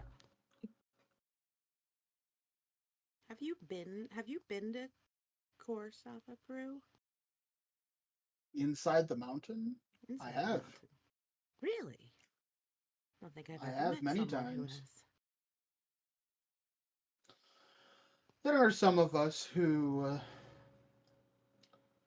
travel in and out of the gate. Some stay inside the mountain, some prefer outside the mountain. I I prefer a higher ceiling. Oh yes, that would get very claustrophobic. It does indeed. Once we get close to the big fire, Uh-huh. um, is it a big hole? Is it a big is it an opening in the floor or is it a It is a big pit? Not pit. it's kind of a pit. Like a fire pit? Like a really huge fire pit? It's kind of a fire pit that's 30 feet across, 30 feet across. Mm-hmm. But it's not just a hole in the floor that you are likely to fall into. There is a like raised wall that's about 5 feet up. But there are certain points at the cardinal directions Mm. that there are essentially like spouts Mm. that you can pour some of this lava or whatever you're smelting off into a mold. On Mm-hmm. either side of these spouts there are stairs, so a more diminutive creature could In theory. see and be able to work. Mm. Um the most of the um components, most of the machinery is sized for a gear. Mm. But this Because is this is molten something. yeah. That's kind of and it's in a basin of some kind. Mhm. Um, where does it come from? Or does it just The always here? the material um comes up from the mines. Oh. But it is my power that provides the heat. Oh. The hell? Maximus doing something. Having a dream on the bed. He's in the right spot. Yes? It's true. Yeah, buddy, it's okay. You don't have to look offended by the pillow. But yeah, you essentially like do a lap around Yeah. a gear's whole setup. Mhm. The you've got his sharpening wheel, which the wheel is the size of like a monster truck tire. Um, there is a table in the back right side that has just enormous versions of blacksmithing and tinkering tools that you're very familiar with. The This the hammer's bigger back than Lula's left ceiling. side, yeah, the back left side is another like tinkering workbench. And next to that workbench are a pair of iron golems. Oh. That appear at the moment to be inert. But then at the back of the room you have the great anvil, and a large book on a pedestal, very ornately decorated, but it does not display any title.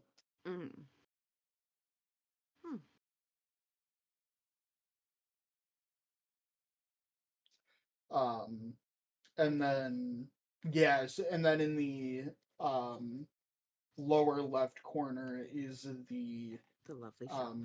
the normal sized, the medium sized forge setup. The BT.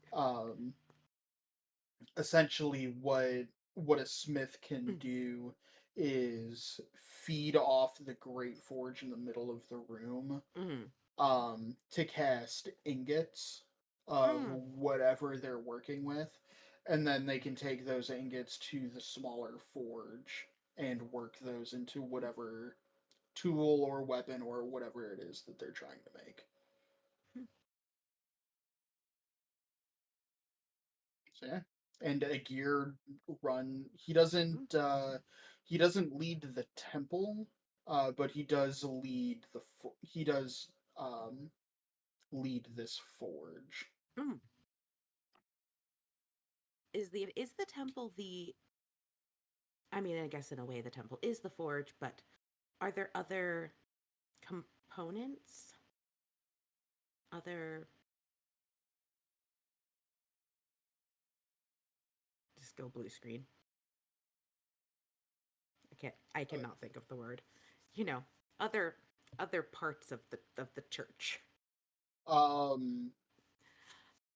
Do they have they have the forge, and then they have like the people that lead the songs, and then the people Are there that like go altars and like ceremonies and things like or that? is that the your- temple itself? Oh, for like other deities or No, other crafts? just for this particular What's temple. Forge Master Sunday service like? Yeah, I mean, is it very much you come in and you work and you craft and you do that, or do they have Yes. other jobs? Not really. Sunday service is you come in and you either come in early and you make something, or you come in and it's like show and tell of things that that other people have made. Oh, that's nice. Lula, you should come. She's like kind of hanging out in the back, like kind of interested, but like kind of shrugs. Clearly, like stuck between like, okay, I kind of want to leave, like going to do something, and like kind of interested. She's like, maybe. This forge over here is kind of cool. Yeah, like she's looking at like the tools on the tool bench and stuff, and like it's cool, but like on Sunday, want to go on Sunday, maybe.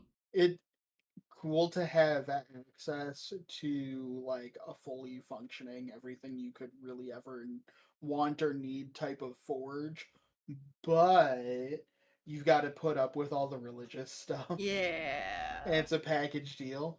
Yeah. To be fair, they're really. I mean, doesn't seem like a bad. You just have to craft things. You already craft things. Sunday service is literally just bragging about the stuff that you make. You could bring Brutus. They allow dogs in here, I assume, as long as they're She crafted. already brought you. Technically, I brought myself. Fair.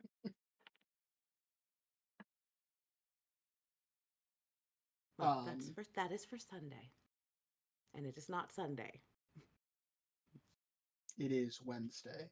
Yes. Today happens to be Wednesday. I'm writing it down. And we should chase after. We should chase after this billow boots. You say that, and a gear kind of like snaps out of his sermon, and Yes. and says, "Oh, Yes, you're on the hunt for Trallin. Yes. If when he returns, I will be sure to mention all of you to him and make sure that he makes contact with you. Much appreciated. Well, if there is anything else that I can do, please come back and visit. Or if you would like to learn more, I am teaching classes. Um, and yes, we will. I hope to see you again soon. Thank you, uh, sir. Your time is much appreciated. Kelly, I will head back out. Yeah, Lulu will follow. Okay. So, Before we continue, Dustin, can we take a small break? yes, let's take 5 minutes. All right. Get up, stretch your legs. Yeah.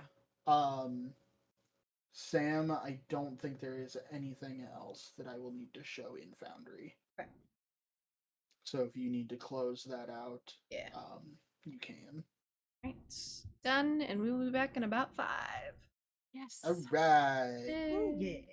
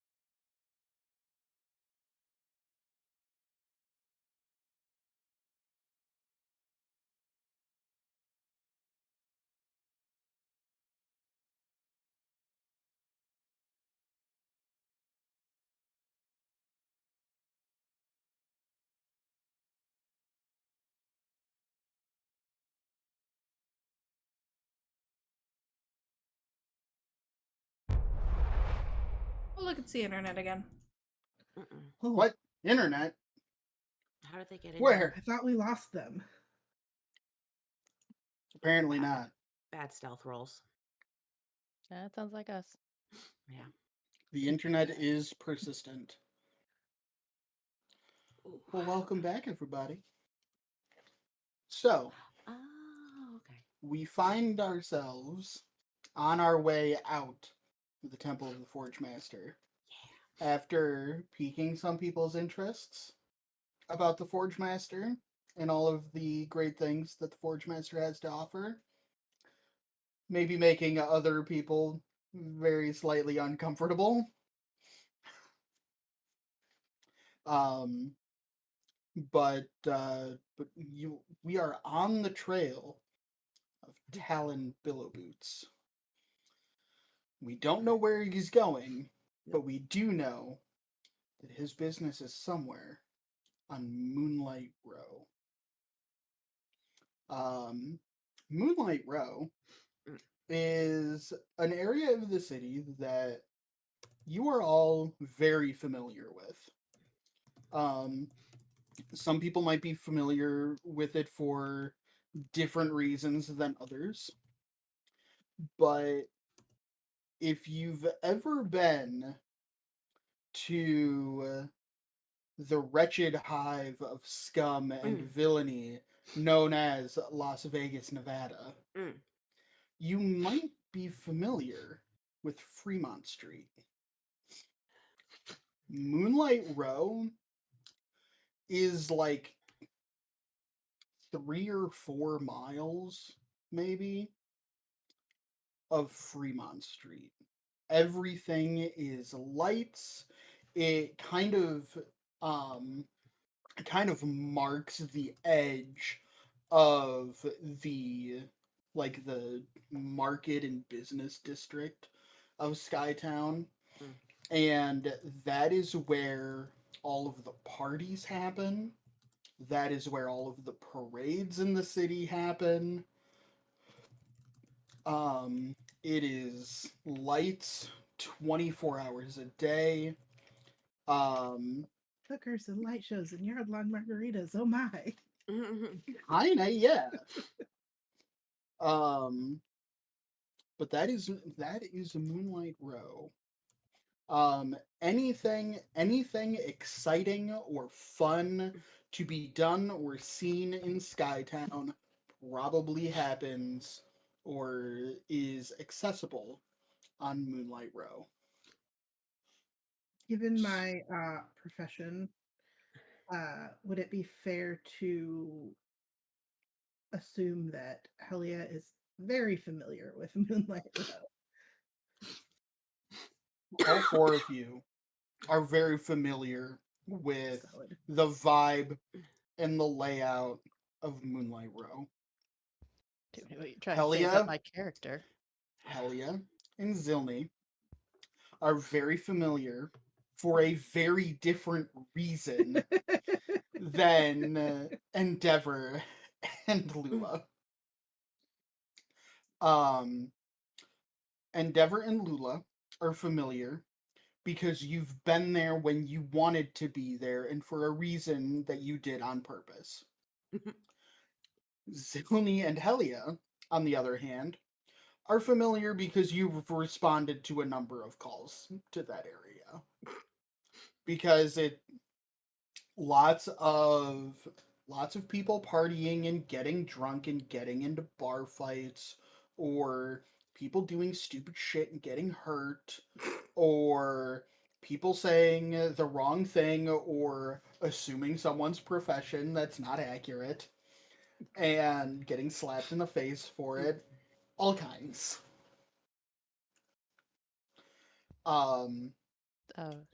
Mr. World Builder, Uh-huh. I have to ask now. Which guild are the prostitutes in? Oh. That's an easy question to I answer. got this one. He knows. I guess does it depend on what Oh, service I they are need to- providing? I need to change that guild name now. To be fair, I think that the Gilded Society would make sense for them because, they're merchants of sorts. No, they're entertainers. They're with the minstrels. Problem Mm. is, the name of that guild is Hummingwell, which probably needs to change now. Nope. No, Nope. it is That's why perfect. it has that that needs name. to stay. Good. Just don't misspell the minstrels into the menstruals. No. Though that's probably a joke. Gross. Add in and prostitutes. Prostitutes. I'm sorry, sex workers. Mm-hmm. Okay, sorry. Proceed. Just wanted to confirm. Yeah, that was an easy question. Is there a tavern called Siren's Fancy? There is in Sam's World. We're not going there again. So yeah. So what I would like everyone to do is I would like everyone to choose a different skill. Mm. And we are going to, because it is getting late in the day at this point, it has been a full day of running around and talking to people and crisscrossing the whole city. The sun is starting to set at this point, which means that in a very short amount of time, all of the lights on Moonlight Row are going to turn on. Uh-oh. The party has already started because it never stopped from the night before. But once those lights come on, it is going to get worse better. That is the most accurate description that you could have possibly used. I do what I can. And that's it how is Fremont Street is. it really is, and I love Fremont Street. Yeah. Um Fremont Street's great, but at night it is 100% worse better. yeah. Yeah, that's the perfect way to say it. So I would, like I said, I would like everyone to pick a different skill. And I would like to know how the group is traversing and getting through Moonlight Row. And we will start with a roll of the D4. And we will start by dropping that die onto the ground. Tina, Let me see. what which one. is Endeavor doing to try and make your way through through Skytown nightlife? Well, I'm the largest in this group, so I think I would get up front once we started getting into the crowds and literally try to carve a path with my body through so that the others could kind of file in behind, kind of con style, where you just kind of Everybody holds on to the person in front of them's Yeah. strap. basically yes. I am just envisioning Endeavor wild shaping into yourself, but with a cow catcher skirt.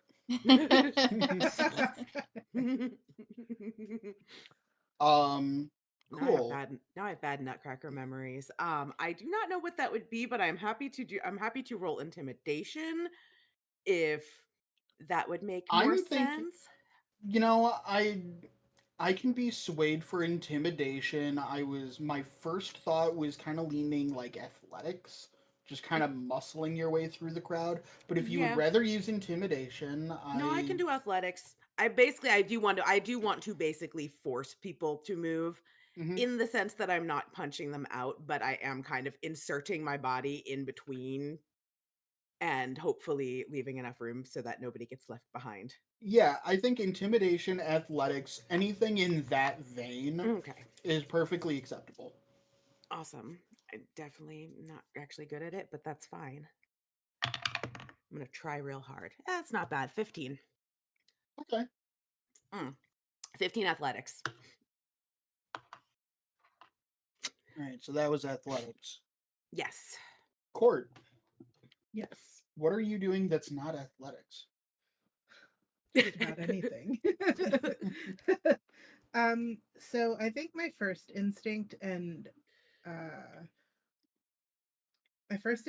a situation like this, and I wasn't intending on using it as like the specific skill, but um my first instinct is to kind of go stealth mode, uh and try to, while Endeavor is strong arming their way through, I think Helia, given that she tries to always uh slip between people and have an eye and ear out, um hers would be to kind of find the path, and go a bit stealthy.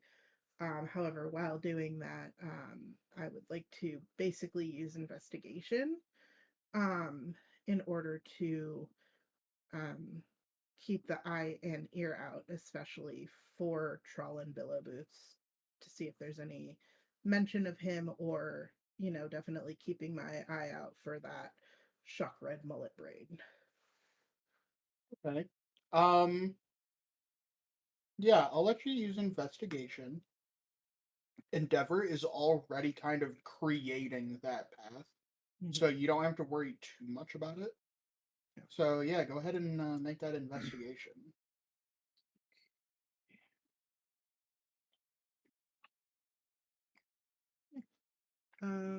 13.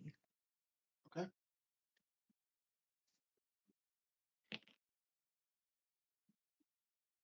Sam, what are Lula and Brutus doing? They're gonna fall in line behind Endeavor. Lula is going to stand on Brutus's back, Okay. trying to get a better vantage point. And would like to roll history to recall what I know about the area in terms of like hangouts. Is there like, obviously there's gonna be like guild bars, there's gonna be, what do I know about the clerics who are relatively neutral in terms of like guild work? What do I know about them and being down here? Like, um, is there a place where they may congregate? Is somebody of like a cleric congregate more? You know, anything and anything I can remember or recall about this place to try and give us a direction to go. Okay. Um. Yeah. History works for that.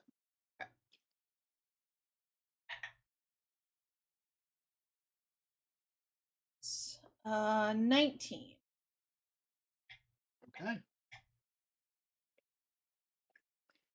And roads.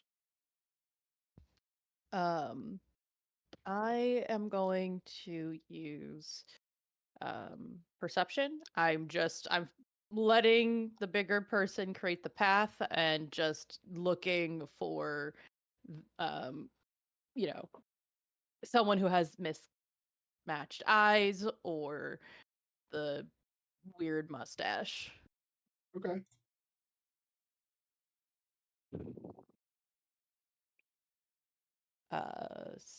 The 18.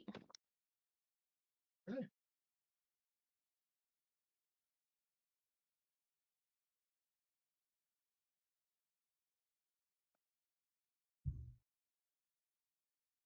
So, Tina, Endeavor is doing a fairly good job just making a path. You are one of the taller people in town. A town that is primarily dwarves and halflings, and gnomes. Um, Being like full human size makes you taller than most people. Mm. So that in and of itself makes it an easier time for you to, just move through a crowd and kind of just create that path for you guys to just keep moving. Sam, there are, even on Moonlight Row, there are not a whole lot of like Smiths drink at this bar, Mhm. merchants drink at this bar. There is a fair amount of that elsewhere in the city, but on Moonlight Row, everybody just comes here to party. So having a place where a cleric would frequent over a smith or vice versa isn't really much of a thing, but you do absolutely know where the good spots are. Um, and so you know where the good spots are. You know where the not great bars are. Um, so you are pretty well able to stay away from those. Um, Roads with an 18 perception. Mhm. You guys have been walking, trying to make your way through this area for almost an hour.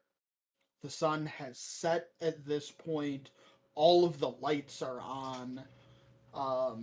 There's people doing zip lines over your heads because it's just a great big party street. Um, you guys are getting close to the beach. Um, and you see Sam, you're starting to get a little wary because you've already passed most of the good bars. Mhm. There's still some, cool stuff to do closer to the beach, but as you get closer to the beach, the chances of somebody making this trek all the way down is getting slimmer by the step. Um, but Roads, you guys are maybe 2 or 3 blocks from the end of the road where the road meets the beach. Um, and you see passing between a couple of people and down like a side street off of Moonlight Row that shock of like ruby red hair in a braid and about your height.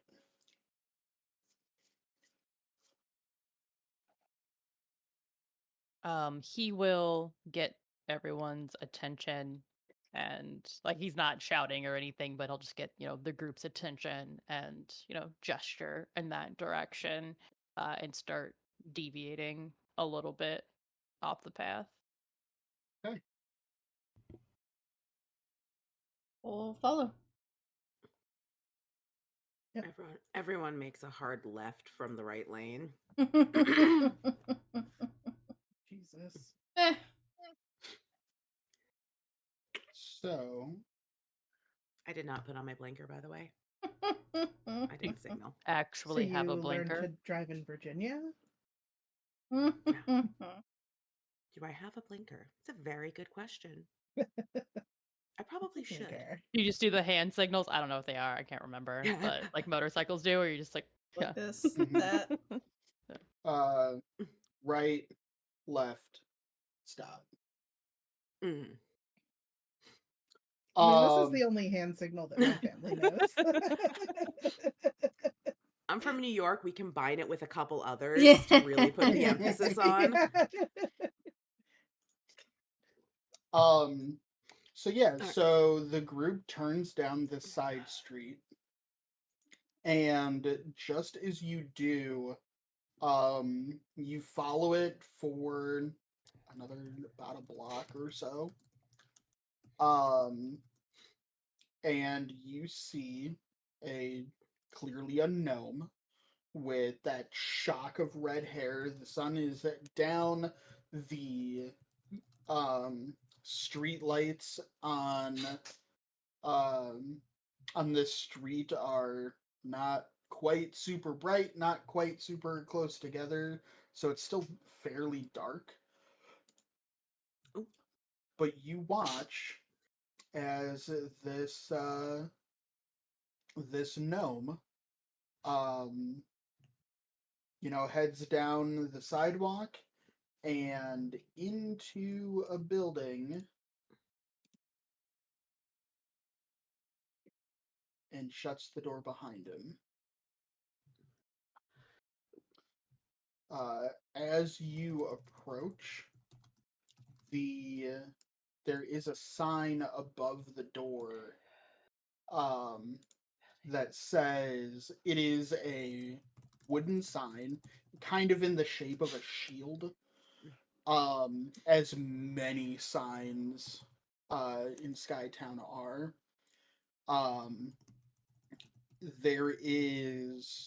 The sign has at the bottom is what appears to be like a barrel. And above the barrel, written on the sign, it says the Dire Keg. I can roll a history check, but like, does that name ring a bell? Is this a place that I've arrested a lot of people doing a certain type of crime? I'm just trying to understand what we might be walking into. Make a history check. Does this place come up on my list of good places? Absolutely not. Does it come up on my Sam, bad you- places? Is it Can come up I with a bad place assist list? Zell at all, or since we would have Um, both been probably on I various wa- investigations? I don't want you to assist, but you can absolutely make your own history check. Okay. Mine was a whole 6. It's- At a maybe- certain Rose, point, you've like, never heard of this place. yeah, all of the bars start to blend together at a certain point Mhm. after 300 years on the force. Like, Oof. What lot of is shitty the beer. inspiration die is a D8, right? I still have that from No, there. just roll with advantage. Okay, Mm. not better, but 8. Not much better 8. than Zell. Wow, you guys. You've never heard of this place. Listen, I'm really good at some things. History is not one of them. The people you were sent to engage didn't come to places such as this. there's usually not a lot of clothes involved. Vomit is great. It was really great. I kind of lean over to Zell and say, "This place probably should have been on our radar, huh?" I don't know. Maybe it's actually one of the quieter places around here. Probably not. Well, those are the ones that worry me the most. Mhm.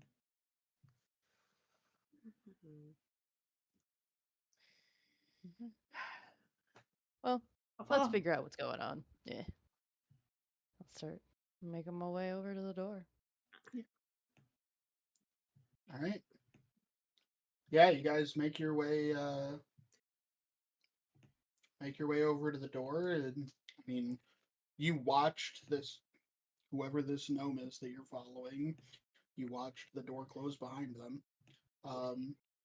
Door opens, and it's just a small like entry hallway, very common type of construction, and another closed door.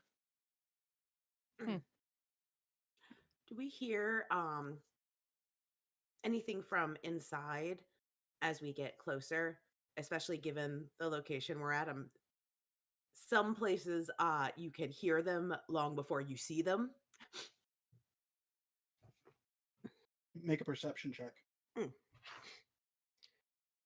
Yeah, I'm inside that front entryway. I'd like to make a perception check. Like, instinct kicks in of like, check the corner. Like, what's going on? If you have any kind of ability that gives you like advantage on sight or anything like that, I am trying to, have that separate. So, No, he's not that fancy. 27 27 perception. perception. 21 for me. Okay. You think you hear maybe 2, maybe 3 voices from the other side of this door, but it's very faint and you can't really tell what's being said.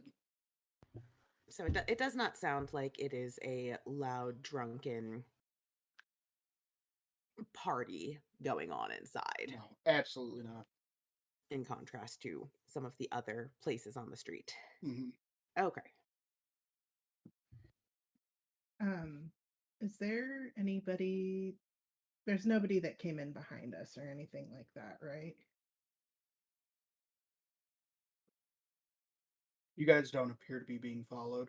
Okay. Like, I just want to, like, so we're alone in this vestibule. I would like to kind of see if I can, like, put my ear to the door and hear better. Maybe if there's a conversation being had inside, or if it's just your general run of the mill bar banter and people talking to each other. Yeah, make another perception check. Yeah, from my perception check, inside, was there anything weird, or just you hear sounds of people, but there's nothing super off about this place?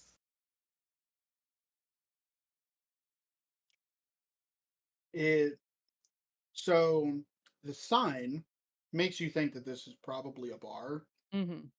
Probably not loud enough to be a bar at this hour, unless it's too far off the beaten path and all of the partying is being done a block back the way you came.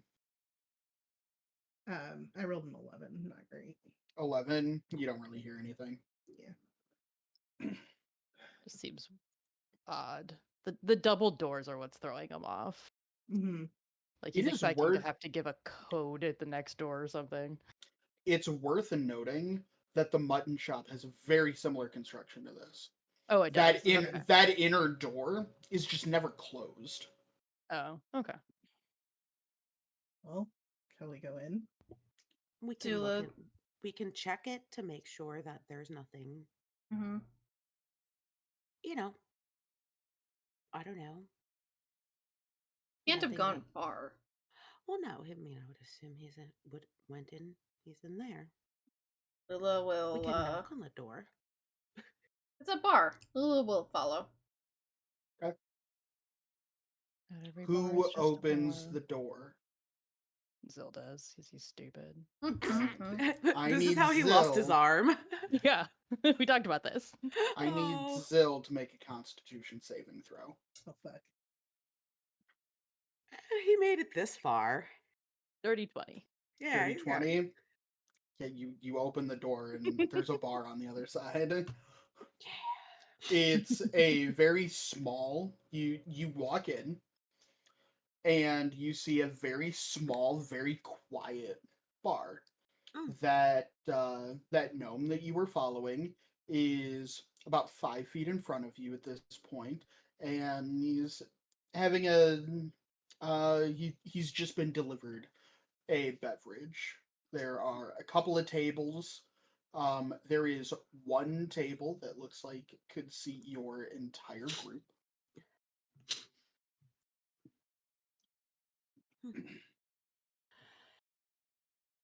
I'm gonna look at the group before hopping off of Brutus, telling him to sit and stay in the vestibule.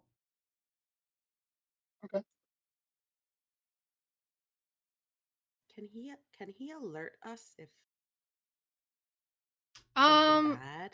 I mean, Does yeah. he have that ability? Sam, don't panic. Oh God. I figured I knew what you were doing. Yeah, I mean, I guess that's up to DM discretion on if Brutus can bark or otherwise alert.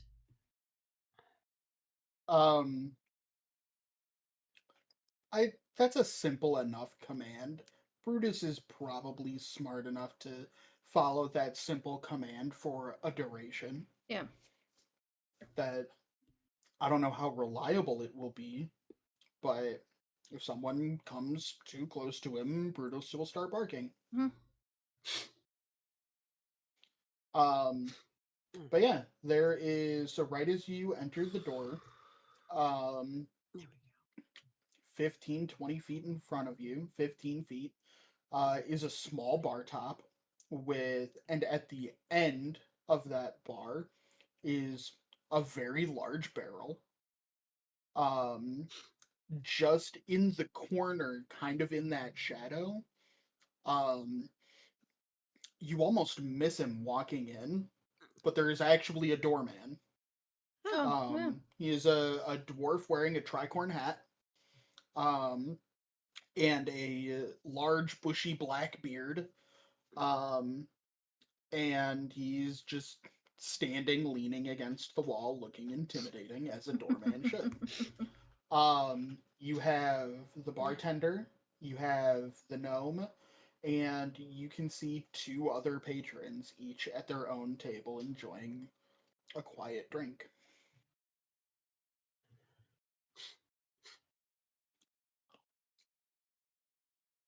And the gnome is, or the gnome is that Trallin, we're assuming, Mm. is sitting at the bar, or he's just getting the drink and going to sit. The gnome is sitting at the bar with his drink. Okay. Court, did you want to join the rest of the party so that you could actually see what's in the bar? Oh, I didn't realize. I don't see where my mini is, but sure. You are in the very bottom right corner. Oh,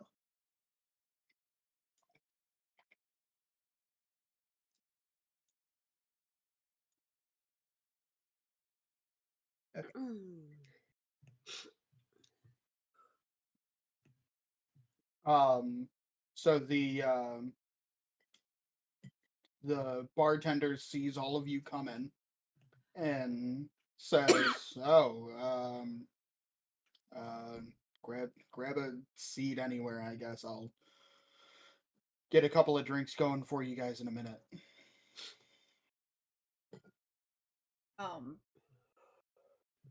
Lula will wave at him and go sit at his table, like right near the door. Okay.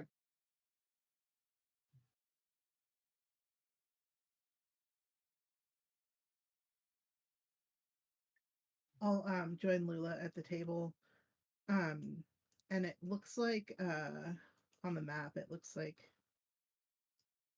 is Billovitz sitting by himself, or is that the bartender?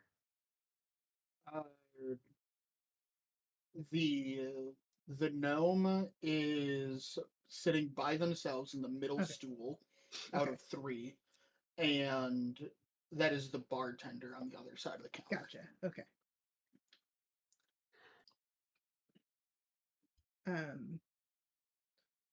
In that case, I will actually go up and take a seat at the bar instead of sitting with Lula, just right next to him casually.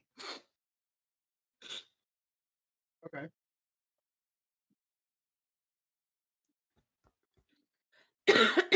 And just kind of be like, evening.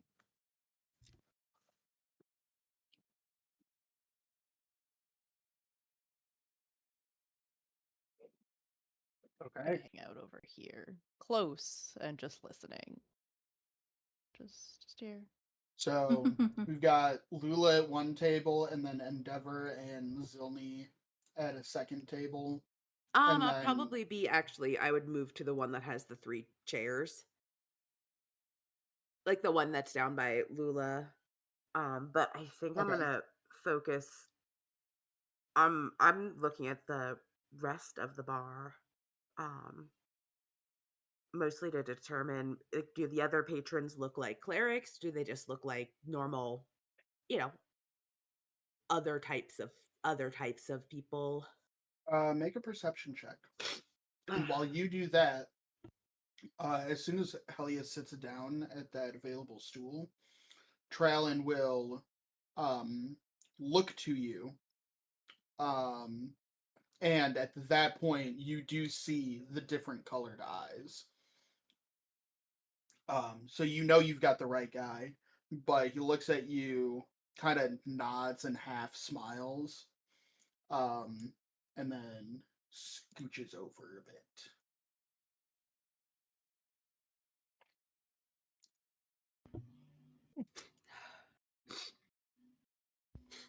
Rude. Ew. No, the person who was rude was the person who sat down at a bar stool directly next to someone that they didn't know. You'd sit in the middle. Yeah, Of there wasn't another three. choice. Don't look at me like that. Yeah, that's like going to the middle stall in the bathroom and being upset that somebody used the one Is- next to you. Yeah. You're in the middle.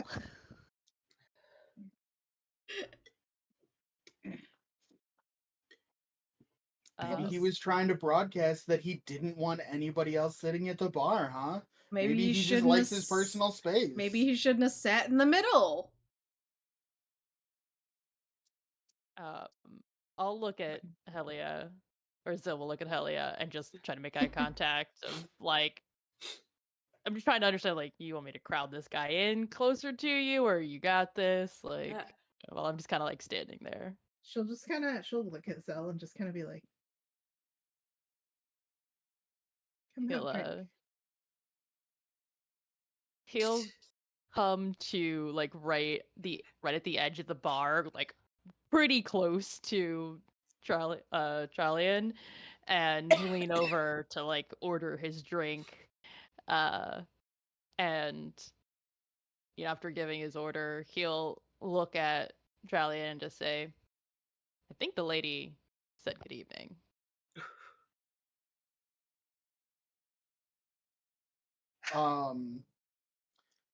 The bartender starts to give you a response. But when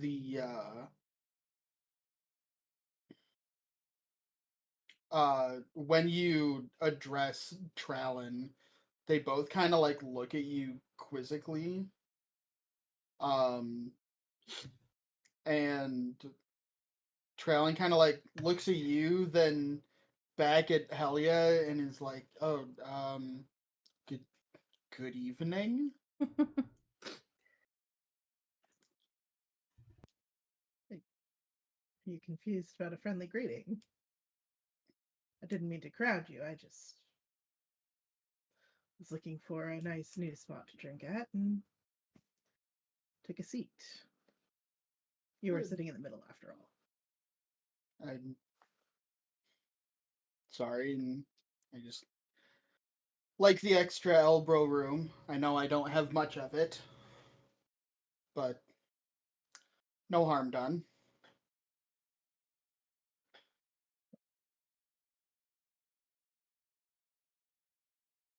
I frequent the Moonlight Row, but this place is new to me.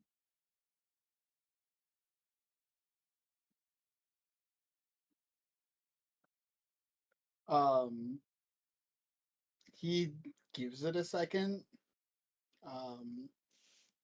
and says, "Yep, definitely quieter."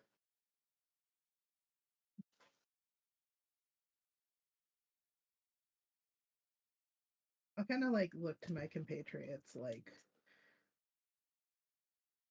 should I just say fuck it and break that ice? And You look and try to start having this little conversation. Trallin looking to either side of him at the two of you, is going to get up with his drink, and he's going to start moving to one of the tables. Um, And as he does so, he kind of looks to both of you and says, "Well, enjoy the rest of your evening." how old does Trallin seem? Like, Make a perception check. What do I glean from the rest of the bar. Oh, right. What was Oh, do you know 21. what 21? Yeah. The other two people, the only other two patrons in this bar,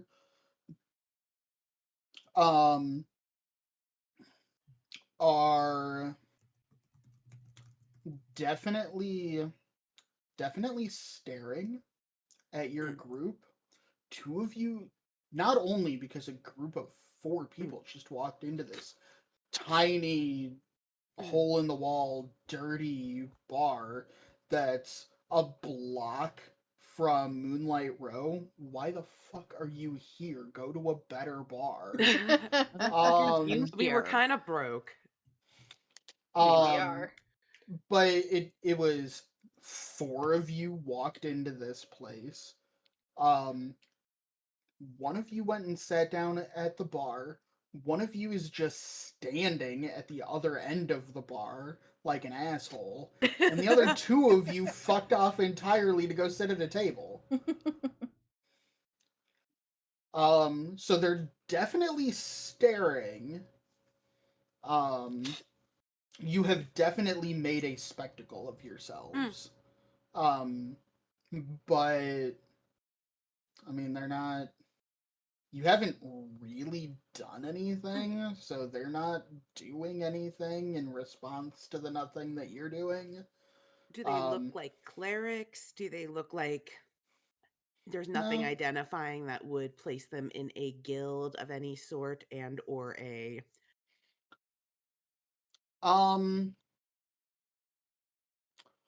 One of them I'll say is um I'll say one of them is showing a patch on the sleeve of his shirt that says cold forged. And those are typically masons, stone workers and the like. The other one, and again, these guys are sitting at different tables. The other one is sporting a similar patch, but it doesn't have any writing on it. It is a pickaxe inside of a yellow circle, and you know that to be the Golden Expanse. So this guy's probably he's a buff guy. So this is probably a minor. mm-hmm. And are they gnomes like trolling? They are both dwarves. Oh, okay. All right, no, there. Dwarves. There we go. The other people in this bar, is anybody looking at Trollan with an air of familiarity? Like, in the sense that maybe they were about to go talk to him, and now this whole group of sus fucks, like, walked in? No one is looking at Trallin. Everyone is looking at you. Okay. Everyone is mostly looking at you and Zilny. I should do it. I should do a little dance.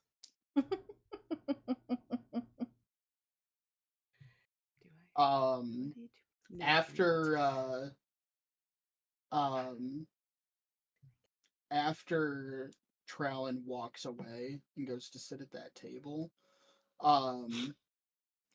the bartender turns to Helia and says, "Well, you drinking anything?" Always. Ale? Classic choice. And he pours you an ale. You can never go wrong with an ale. He pours. Rhodes, I assume you had ordered an ale. Yeah. There is no wine list in this establishment. We hear the screams of Thurston Mallard from another universe. Yeah. Zil could not afford it anyway. He pours you your ale and then comes behind the bar and gets and asks Lula for an order. Ale is just fine. And then he looks at Endeavor kind of quizzically and is like, "And anything I can get you?" Probably not, but I'm honor bound to ask. I appreciate the question. Um, does anyone want a second ale? Huh. I'm good, thank you. And he kind of just nods. Oh God.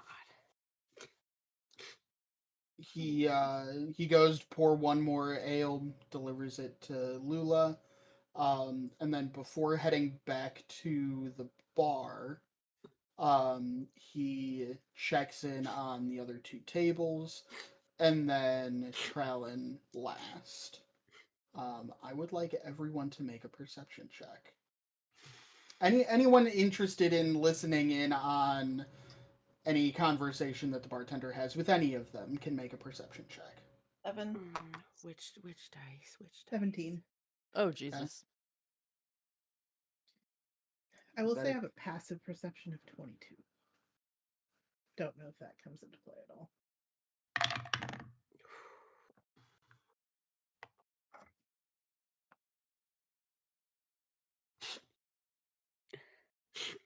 Dina? 19. Okay. So we had a 19, a 17, an oh god, which was probably bad, and then a 9 7. for 7. Okay. Gnomes are doing great. Oh! It's going in the jail. Oh, it went in the Oh, jail. I see. Endeavor, because you are sitting closest. You hear a small snippet of the conversation that the barkeep has with Trallin. Okay. And a few words are spoken that you don't catch, but the tail end of the conversation is Trallin says, "Can you tell me if Corbin is working tonight?" And the barkeep says, "Sorry, no. You should try asking. Ask for Oscar." And then another exchange is made that you don't quite catch. And with that, the barkeep, Trallin puts a few coins on the table. Barkeep scoops them up, and as the barkeep starts to walk away, Trallin finishes his drink and gets up to leave.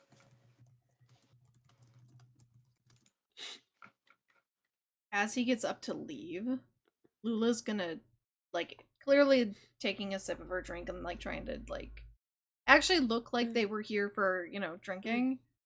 Will look to, like, kind of shift to face Endeavor and say, not super loudly and obviously, but say, as he's getting up, I can't believe what happened to the Phoenix Fire Forge this morning.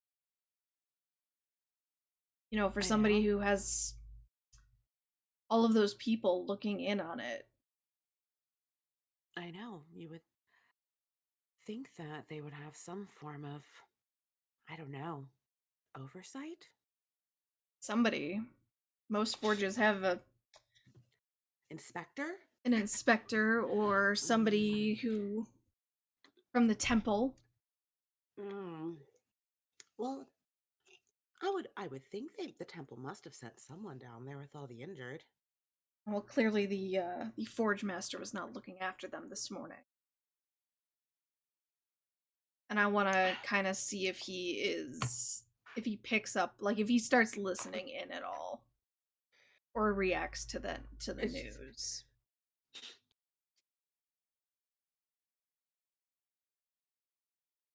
Make an insight check. I'll give it to you that he clearly hears you. Yeah, I mean it's dead fucking silent in here.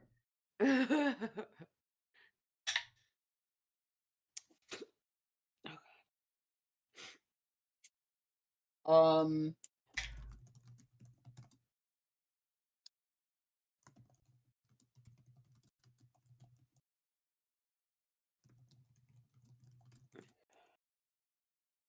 We lose him. Lost him. Yep. It's like the most emo look too, and then he frozen. I thought he was thinking really hard. Yeah.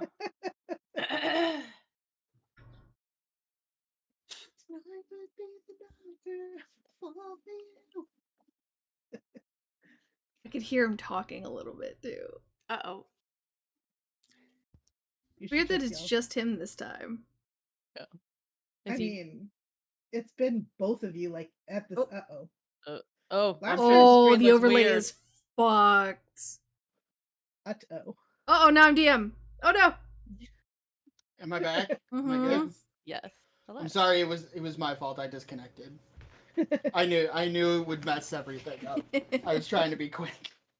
So you don't notice any reaction from him when you say that.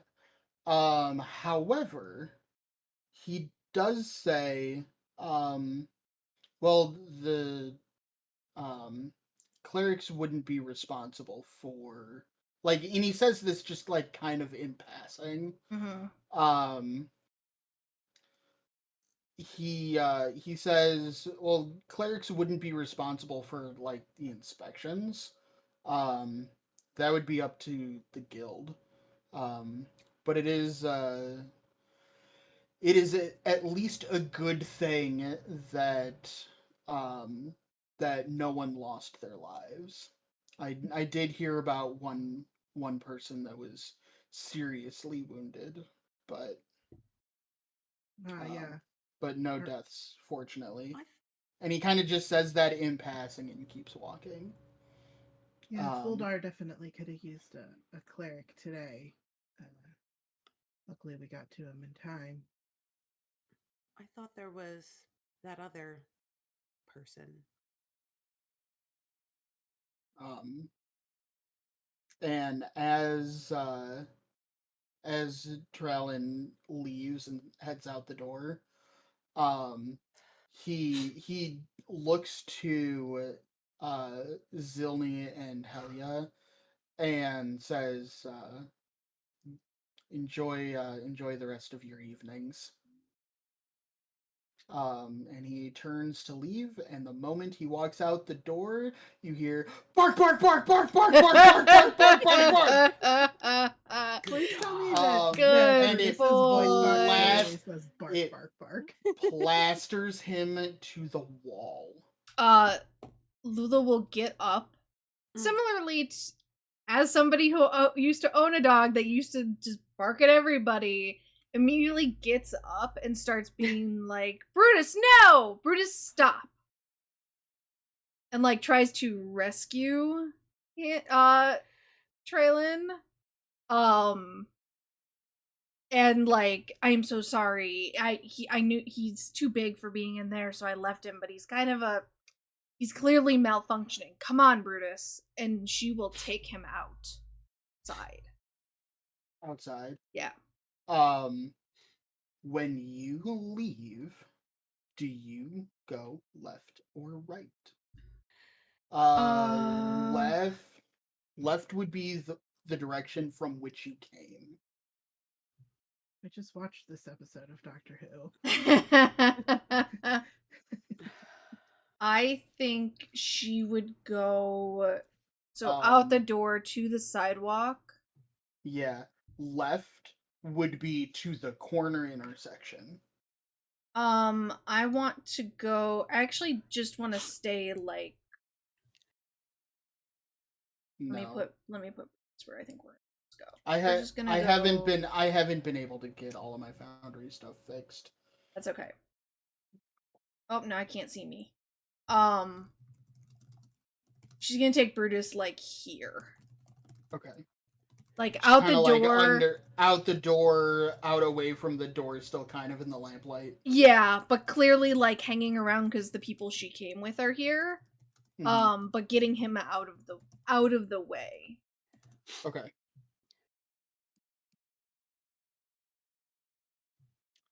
Um, Trallin, if I can find Trallin. Trallin goes around, bark, bark, bark, goes out the door.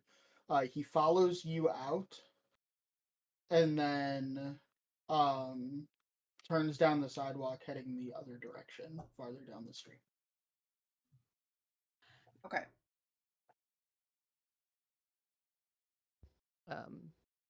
Zill will pretty much just like chug the rest of his drink and ask the barkeep what the tab is for the four of us.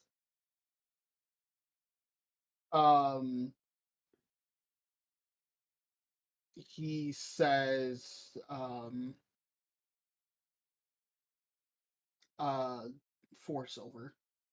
All right, he'll pluck that down. And I have my starting gold. Okay, I have some money. He will remind you that you owe him later. Oh yeah, the party. Yeah, the party funds will pay him back. But he'll plop down the 4 silver and head. He's not gonna head entirely out. He'll kind of stop at the outer doorway, just to see what's going on. Okay. Oh, I hit a wall. There's a wall. Try again. There we go. Yeah, you peer out the door. You see Lula and Brutus. Um, kind of at the edge of the sidewalk in the street. Um, this street is vehicle accessible. Moonlight Row is the entire length is all pedestrian, no vehicles allowed. Um, but yeah, so you peer out the door, you see Lula and Brutus standing under the street lamp, and you see Trallin walking down the road farther away from Moonlight Row, and just walking down the street. Just kind of look to the group and say he's not trying to whisper, but he is trying to not be loud so that everyone inside hears. Is like, are we following or waiting for him to find us after he gets our message? He was looking for a rack my brain. When he was speaking with the barman, he was looking for someone or asking after someone named Corbin. Are you guys having this conversation in the bar? No. Or do you guys take this outside? Well, no, I think this is once we get out to where Lula. Okay, so all of you go outside to join Lula. Okay. I think so, yeah. At the very least, after she scribbled out there with Barky McBarkerson. Yep. I want to kind of hang in the shadows by the door, and I'll roll stealth if you want me to, by that outer door, just to see what direction Trallin, sorry, goes in. You clearly see him heading down the road farther away from Moonlight Row. Okay. But yeah, and in a low voice, though, I'll basically say that he was looking for Corbin. Asked if he was working tonight and was told no. Was try asking after Oscar, but those names don't mean anything to me. And at this point, Trallin is, he's walking at full pace. He's not running, but gets considerable distance from you guys. I actually gonna give Zell a look that says something to the effect of, I'm going to follow him. Awkward. My other computer just turned itself back on. And she will stealth but take off after him to kind of see where the hell he's going. Okay. Godspeed. What are the rest of you doing? Are you guys just gonna stand here on this corner? I was Or- gonna, as soon as this one, people need to not go off on their own. Don't do that. It's not good. It's not healthy. It's fine. You died almost, literally this afternoon. that was this Like, morning. Yeah. okay, 8 hours ago. Yeah. I just so I can travel along, I'm gonna wild shape into a something tiny that can just ride up on a shoulder, probably a spider. Love it. Ew. A normal one though, not a giant one. Okay. Can be like a hummingbird. No, I cannot No. be a hummingbird. No, because Can't fly yet. Yeah, Oh, I don't that's get right. to do that. I don't get to do that, and I'm just looking to see. I think that's probably, aside from I could be another dog, but I can't ride with you then. So, Tina, I know you and I had this conversation a little bit, but when you wild shape into something so tiny, Mhm. what happens to the rest of your parts? Mm, guess Does it's all of your do all of your like extra parts that you're not using for the spider design just fall to a heap on the ground? Oh no. no. I think You picture Lula just constantly picking up Yeah. parts. Yeah. I just want I see have some- to She's like, "Come here, eventually- Brutus, open your trunk. Yeah, eventually I have to use a fucking craft a bag of holding to keep all of that shit together. I'm just looking to see. No, with, just with make this- saddlebags for Brutus. Saddlebags of holding. I'm Yeah. just looking to see whether or not there's anything with a spider where I would need to have stuff, but it doesn't actually shoot webs out, which is No. not fun. But I think when it's something small, I don't know if you've ever seen like those really complicated metal puzzles that people who are really skilled make, where like they are like this big, and then you unfold them into like these giant things, basically. Okay. I think So those- essentially you just like origami yourself Yeah, I into a basically- very, very condensed spider. Yeah, I fold everything instead of folding everything out like I would Oh for my going God, she's into the a densest tiger. spider ever. Mhm. Yeah, She was sitting on my instead of folding shoulders. everything out, I would fold everything in, and because magic, I don't weigh like a ton. Because of magic, when you fold back out, you're not made of paper mache. Yeah, basically. Gotcha. I think it's like that. I probably grow like little tiny like very spindly, kind of like little branch legs. Okay. They just kind of like out. So yeah,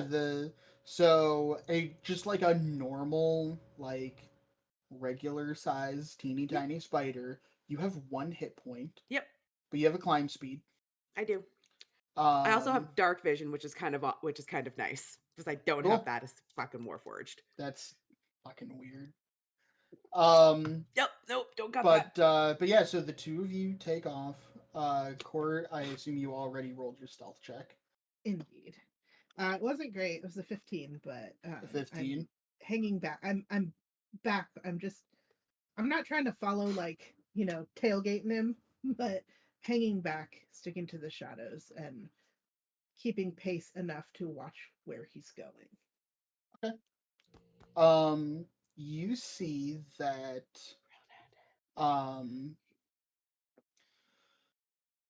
you see that he goes down another block or so. Actually, make me one more stealth check. We're gonna, because it's 10 o'clock, I really want to get this done. We're gonna fast track this just a little Even bit. worse. 12. 12. Okay. Um,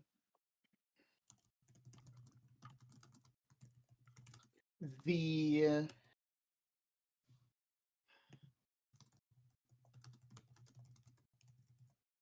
because it's dark, because it is, make that one with advantage, because you are able to like stick in the shadows and whatnot.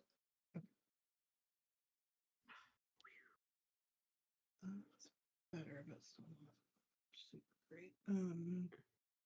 15. 15. Okay. There are a couple of points for 10, 15 minutes. You feel like Trallin is leading you on a wild goose chase. And you think there's a couple of points where you think you've been made, that he knows that someone is following him. But there comes a point where you like duck into an alleyway and um and Trallin comes into like an intersection, like a half a block down. Looks around, doesn't see you, and then takes off running um back down the road. You're able to follow him. You're able to keep pace fairly well, and you realize that almost you're heading directly back to this dive bar dire keg. Um, you're coming at it from the other end of the block, and Trallin comes down an alley. And as you like peek your head down into the alley, you see Trallin go up to this wall, and the wall opens. Um, Trallin steps through, and the wall closes behind him. Am I close enough to try to slip in after him? No, God, no. Okay. You see this from like 50, 60 feet down Okay. the alley. So I saw him down the alley, and am I understanding correctly in that it's kind of like behind the bar that we were at, or is it just in the general vicinity? You take another second or two to get your bearings. You are on where you are standing. You are behind the building that the bar is in. So this bar appears to be just like one small like unit in a larger building complex that appears to be just like industrial warehousing or some crap like that. I am going to stay ducked into the shadows, and I'm gonna murmur to Endeavor, "Go get them. I'll keep a lookout," knowing that our compatriots were just on the other side of this building. Mm-hmm. Yeah, this door wall that Trallin disappeared into is on the side of the building that that the dire keg is on. And I'll lift the tiny spider off my shoulder and like kind of put it on the ground. Okay. I'll start tracking it around. Probably like on the wall, just because I can. Fair. I feel like that's just, it's I'll help you there. out. I'll put you on the wall.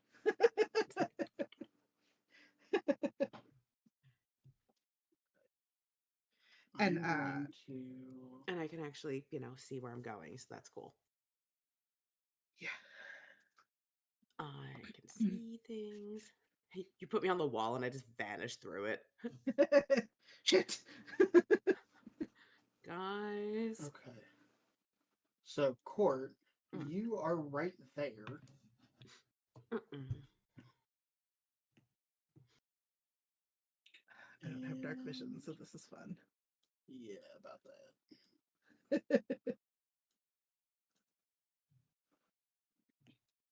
Tina, Yep. I'm gonna give you this Mhm. so you can see, like, if you look directly north of where you're standing now, you are looking down the alleyway.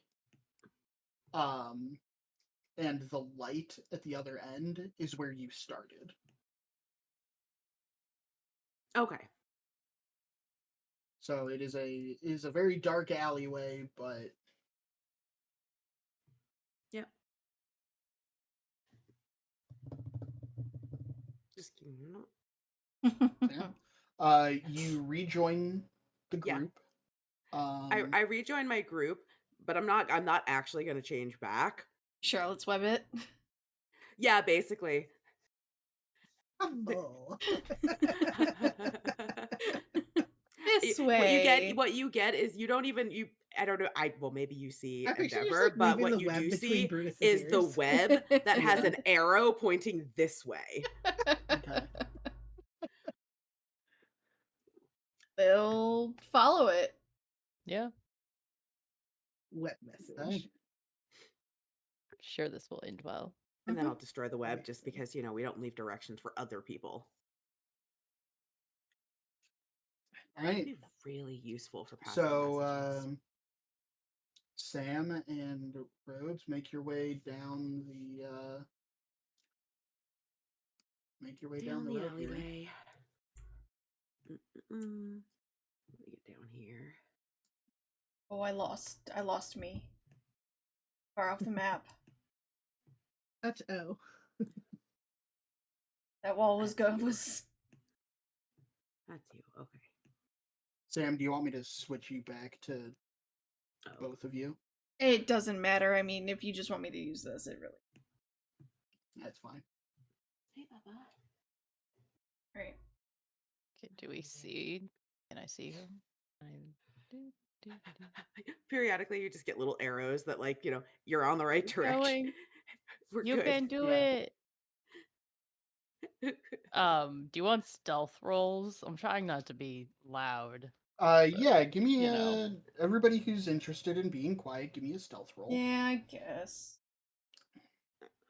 How Hmm. does this thing have a better stealth than I do? What'd you roll? I Actually, got I a don't- total of a 6. Okay. Come on. 5. Brutus got a 9. Okay. Are you We're writing not Brutus? Does that count? quiet. Brutus needs his We're joints like- oiled. Yeah, clearly. He needs his toenails filed down. Then, yeah. Yeah. We're just gonna get him some padding for his feet. Mm. Oh my god. Alright. Can you please make him some dog crocs? I'll get him little booties. That far. That's how far So we have to go. you guys get down into the alleyway. Mhm. Court, you see the rest of your group make their way down here. And I need everyone. Actually, I think everyone make just a straight investigation check. Court and Tina, I would have given you advantage because you saw where he went in, but you don't have dark vision and you're in the dark, so you have I disadvantage. do have dark vision as a spider. Oh, then yeah, make with advantage. You wanted me to make it with disadvantage? But you saw where he went in, kind So of, straight so roll. it canceled. Okay. So it canceled out. You said investigation, right? 17. Investigation. It doesn't matter. Okay. 17. Does for me. not matter. Roads. Spider eyes are weird, No. guys. Natural 20, so 21. Okay. 19. Okay. Finally, rolls above 15. Finally. Yeah, so yeah, I mean Rhodes is just the first one to see it. Go ahead and finish going But down. actually right here, right where Zilny is standing, is a so secret good. door. Mm. And you can tell that there are like scrape marks around some of the stones at the around the edges of this panel. That this piece of wall is designed to slide. Hmm. And you have located the button to slide the door. So, are we barging, watching, waiting? I did almost die once today, so You did. Well, let's give it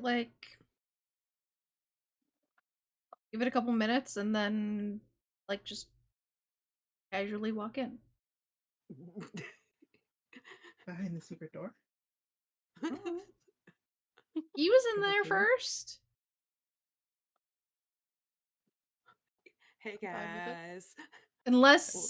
Unless Endeavor wants to Gonna- go in. Scout gonna roll out. in. That might be a better idea. Is there room to get through without pushing the button that will slide the door open? Make an investigation check. Or, I don't know, a corner that's rotted away or something. Um there's the natural 20. You find one. Couldn't- On a net 20, you can find one. I couldn't find the door itself, but once it was pointed out. Once it was pointed out, you found a hole in it. Oh. Yeah, right in one of the corners where the stones are scraped away, some of the mortar is scraped away because it is still an actual stone wall. Mm. But some of the mortar is scraped away and there's a little gap. Cool. If you want me to. So Oh, buddy. where are you? I'm up top.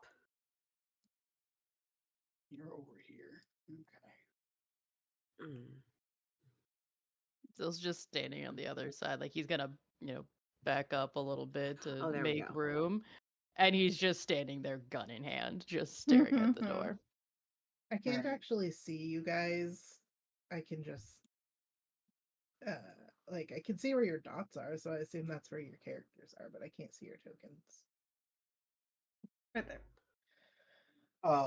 So yeah, Tina, you get through this gap and it is just a little 5-foot hallway. Mhm. And you see a